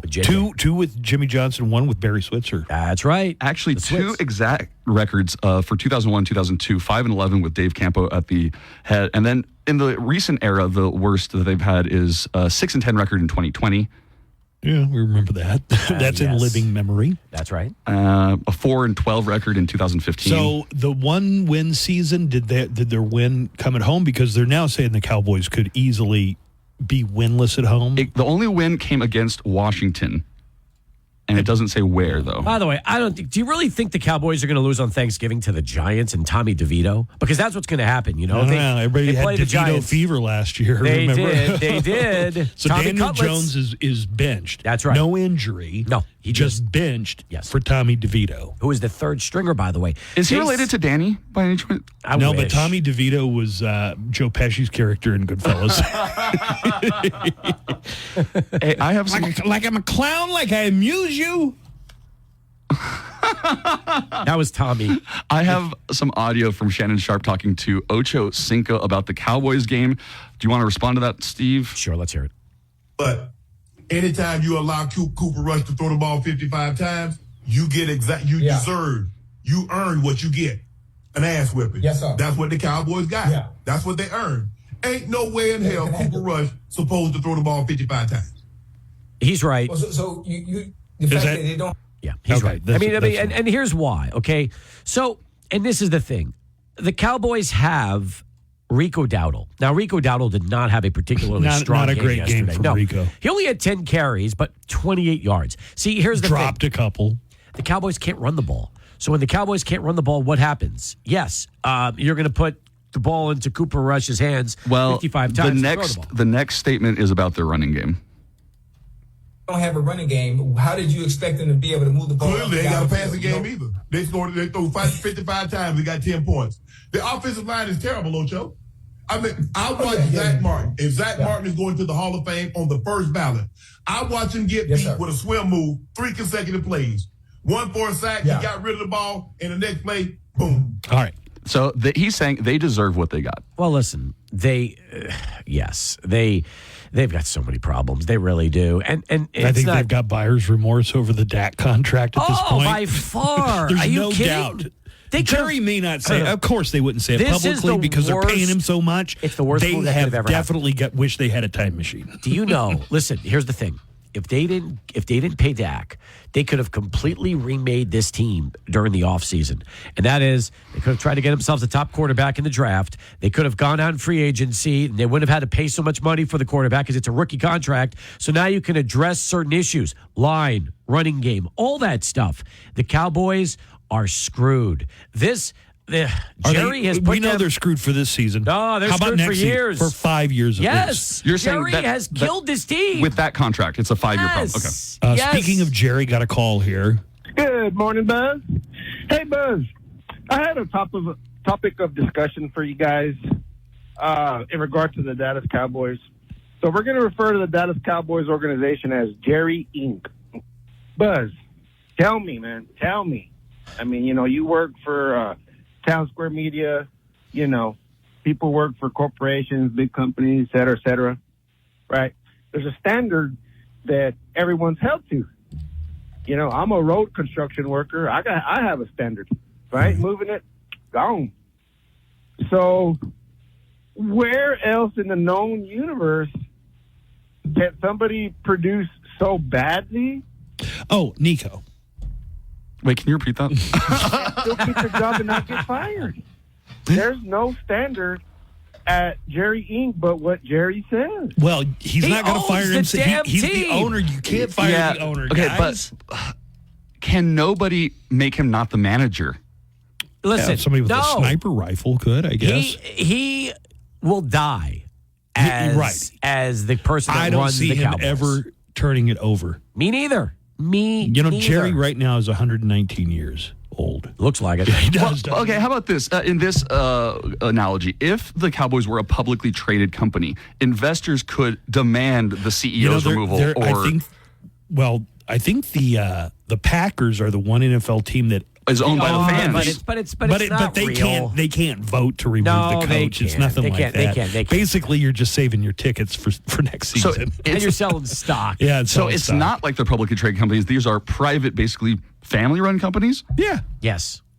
And by the way, Jerry's team is the most expensive team in all of professional sports. Do you think it's going to stay that way? Oh yeah. Are you kidding? Yeah. Despite the fact they suck, their brand is worth billions. So here's the problem, okay? And I was thinking about this. Chance? Okay, let me ask this question. Any chance Jerry Jones sells the Cowboys rather than turn it over to his son? No. Yeah. Okay. No. They get along too well. There's not. It's a legacy thing. It's not like the McMahons. I mean, this is a deal where they'll keep it. And I don't know if Steven is like Jerry, where he'll want to become the person in charge. Maybe he's learned from this and seen his dad's mistakes and realized, you know what? When Jerry's gone, I will run him differently. I will. Who do you think Jerry relies on for opinions when he makes a decision like signing Dak to a? I think it's all. Honestly, I think it's all himself. Yeah, but doesn't he have any yes men? I mean, if anyone's going to be a yes man, wouldn't it be Steven? From what I've heard, he listens to Steven, but it's his. It's his. Yes, and that's what sucks. I mean, Cowboy fans, I really do kind of feel. I do feel bad because I just don't see this ever improving while he's alive. I just don't. There's no way it gets to that point. See, Cowboys. Man, I was like, hey, Cowboys, ¿qué pasó? You only scored 1 touchdown and a field goal. Man, they turned up the suck to 11. Man, we could have won the Texas championship, aunque sea, but nah, man. I'm running out of woos. No woos today. You're right.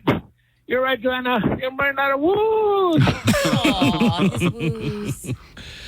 Boy, if every player was playing at the level that Brandon Aubrey's playing, Wait a minute. He banked one off the post yesterday. Did he miss one? Oh, yeah. How far? Yeah, but he's 41 yards. Okay. No, but he has been, you got to say, that he has been so reliable. Yep. He's probably a Pro Bowler, right? He's been good. Yeah, he's been really good. But listen, better than good, I think. But when things are going bad, that's the kind of stuff. Look, the damn roof opened up yesterday and a piece of sheet metal fell down and almost killed somebody. And he needed any more signs. That might sound like a minor thing, but it fell a couple of feet away from somebody who was, a technician or somebody. That thing was so heavy and it probably could have cut someone in two. Yes. So did you hear the rest of that story? There was another piece that up was there. dangling off the top. And they were talking about, we will have to if you can't get that piece of metal out of the rafters. Yep. We'll have to postpone the game. Right. So what they did, they sent somebody up there and they bolted that loose piece of metal so that they could continue and play the game last night. And you know what's crazy? So, the Cowboys are having all kinds of trouble. They are. In fact, when they opened the roof, they tweeted out, "Hey, the roof is open for the first time in 2 years." That was like a headline. And within 10 minutes later, roof is closed. The roof is on fire. Yeah, pretty much. We don't need no water. Let them burn. Hey, do you want to hear the call from a wild defensive turnover by the Cowboys that included, this is a score by they Texans. Fumbled it twice in one play. So, and then the Texans scooped it up and made it. And here's that score. 2nd and 6. Rush. Ball knocked out of his hand and ends up in the arms of Guyton. He gets it knocked out by Petrie. And the return for the touchdown by Derek Barnett. Yeah, that's a wild play. Yep. It's not what you want to see if you're a Cowboys fan, though. No, it's not. It's been, oh, my God. Like I said, first half was okay, but once the second half hit, that's when things just completely fell apart for this team. Hey, we got a couple more things to talk about. Yes. Miners taking on a top 10 college football team. Yes. Who just lost last Saturday. Can the Miners make it 2 in a row? Yeah. Can the Miners pull off the miracle? Also, is what you're asking. New MLB Hall of Fame ballot has all the newcomers that are on. I don't know if you have opinions about that. Man, it ain't baseball season. I'll tell you know what? I'll make you a deal. Pete Rose. You give me the 13 names after the break, and I'll give you a quick yes or no if they should make the Hall of Fame. Gotcha. All right, that's all coming up. More with Cappy on the way, and more of the Buzz Adams Morning Show on KLAQ right after this. Hey, it's Double G. Coming up after the Buzz Adams Morning Show. And discover zero to drive home a new VW. We're located at I-10 and Red Road. Live from the KLAQ studios, the Buzz Adams Morning Show. Courtesy of Glasheen, Vyas, and Enderman Personal Injury Lawyers. At GVILaw.com. Sports. It is showtime, baby. Here we go. All right, back with Cappy just for a couple of minutes here. That's it? A couple minutes? Well, I guess the show's I don't almost think we over. have a lot. We don't have a lot of time left. Yeah, we're running out, but it's been a fun one today. I also I'm wanted enjoying to ask Nico, it's Tuesday. Are we going to do an AfterBuzz today? We does the I AfterBuzz. feel like it's been a little spotty recently. Yeah. Okay. Things happen. You got a topic for today's AfterBuzz? I do have a topic for today's AfterBuzz. We do like talking about history and things like that. So today we're going to be talking about Lenny Bruce and the comedian Lenny Bruce. Oh, the comedian Lenny Bruce. Yeah. We can actually play his bits too. So we can? Yeah. There's no music to them and they're not copyrighted. Oh, all right. Have you ever seen like Lenny Bruce's stand-up set? Because he's known for he got arrested, for something he said. And believe me, he wasn't up there like Eddie Murphy Raw or anything. But his stand-up, you have to remember one of the most controversial comedians of his time. Let me say, you have to remember at the time there was no stand-up comedy club in the sense of what we do. There was no place to go where there's all comedy all the time. It was lounges and bars and burlesques. Clubs. Yeah, and so. Yeah, exactly. So he was saying these things in venues that people weren't used to hearing, kind of shocking language. I'm just saying the stand-up is, to your modern ears, it's not going to sound the same. You're not going to bust a gut. No, it's not the same at all. But it is the prototype and kind of the formula for a lot of later modern stand-ups. Lenny Bruce had to walk so Sam Kinison could run. Yeah. Okay, so the book is divided by, it's his actual bits and it's divided by topics. The first chapter is just called The Blacks.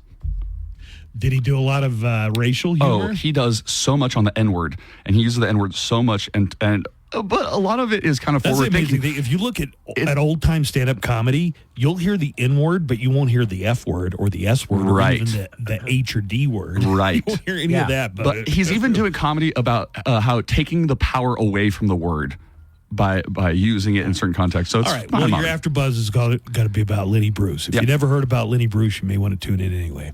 Miners are playing number 10 Tennessee. Tennessee dropped, I think, like 5 spots when they lost to Georgia on Saturday. They did. And they're going to be wanting to get a little revenge. That was a road trip. This game's going to be in Knoxville, and it's the Miners. That's true. Now, even though Scotty Walden played Tennessee close for the first half last year when he was coaching Austin Peay, this is a different situation. How close? I think at halftime it was like 10-0. Well, the Volunteers, I guess, are much better than they were last year. I didn't really follow their season much last year, but I know they weren't in the postseason conversations. No, and UTEP is not what Austin Peay was last year. Austin Peay won 9 games last year. So in FCS, look, UTEP is a 41-point underdog for Saturday. That's 41. Is it 41? Let me see. Looking at the exact totals. 42. It's gone up to 42. Here's something else to mention. You had reported a couple of weeks ago that when the Miners had the last home game, that it was the final home game. Yes. But they do have a game next week in Las Cruces, so that's kind of a home game. It is. It's the Saturday after Thanksgiving. It's the last game of the season. And you know what? I'll be making the drive to Cruces on Saturday for that one. It's going to be an afternoon game, and I'm looking forward to seeing UTEP and New Mexico State wrap up the season together with the Battle of I-10. Yeah, you know what? You could incorporate that into your Friendsgiving. Yes. So you Blackout Wednesday, right, Joanna? Hell yeah. Blackout Wednesday and Thanksgiving, then Friday, Another party. another party, but Saturday, get your friends who are in town, go up and see the Miners take on NMSU. Get your freak on. But just, Get your freak on. punish your liver. It deserves it. It deserves a beating. Yeah.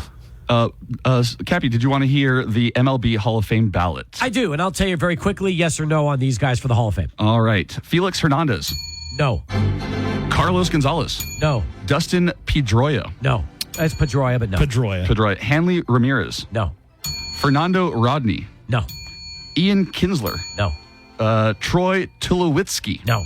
Russell Martin. No. Brian McCann. No. Curtis Granderson. No. Adam Jones. Not. I was about to say Pac-Man I know you were. Jones. No. Ichio Suzuki. Yes. Ichio? Ichiro. I like Ichio, but Ichiro. Ichiro Suzuki. Yes. CC Sabathia. Ooh. I think he'll get in. Sabathia, Yes. pitcher. Yes. Mountain, like a 400-pound pitcher. Yeah, he's a big dude. Well, that's Anybody it. else? That's it. But last year, Billy Wagner came 5 votes shy of the 75% needed to be inducted into I think the Hall of Fame. Wagner gets in this year. I think it's going to be Wagner for sure, Ichiro, and then very possibly CC Sabathia will be your candidate. That's going to probably be your Hall of Fame for 2025. Well, that's good. We fixed that. That's easy. Yeah. It's done. Is there a requirement of how many they have to put in the Hall of Fame? No. They could just put, hey, this year nobody deserves to get in the As Hall of long Fame. as you, right, and that's Would it happened not be before. a real kick in the teeth if they said, you know what, we're going to let Pete Rose in now that he's dead?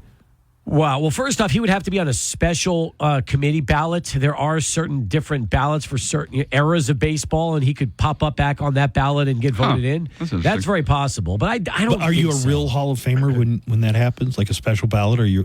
Well, Yes, they special yes. balloted a lot of the Negro League players. They did. Yeah, and that was the right thing to do, but it was probably a little too late for most of them. Like Harold Baines got in on the special ballot. And I mean, Harold Baines was a nice player in the 80s and 90s, but I never thought of him as a Hall of Famer, and he got in. So anything's possible, really. Anything else to let us know about sports? Yes. We will be interviewing UTEP volleyball to start Sports Talk today at 4 o'clock. What, the whole team? We've got Coach Ben Wallace, 2 players. It's this weekend. This is the CUSA Volleyball Championships at Club Memorial, at Memorial Gym. It's going to be a big deal. And the Miners have a really, really good record this year. They're a 2 seed in this tournament. And if they win the tournament on their home gym, they get the automatic invite into the NCAA tournament for volleyball. So this is a big deal. Big deal. All right. Thank you, Steve. We got to wrap things up. We will have an AfterBuzz headed your way later today, and we will be back tomorrow at 6 a.m. to pick up where we left off. So we'll talk to you then. So long, everybody. Was that fun? Yeah. That was fun. You've been listening to the Buzz Adams Morning Show. Okay, enough mayhem. Thank you.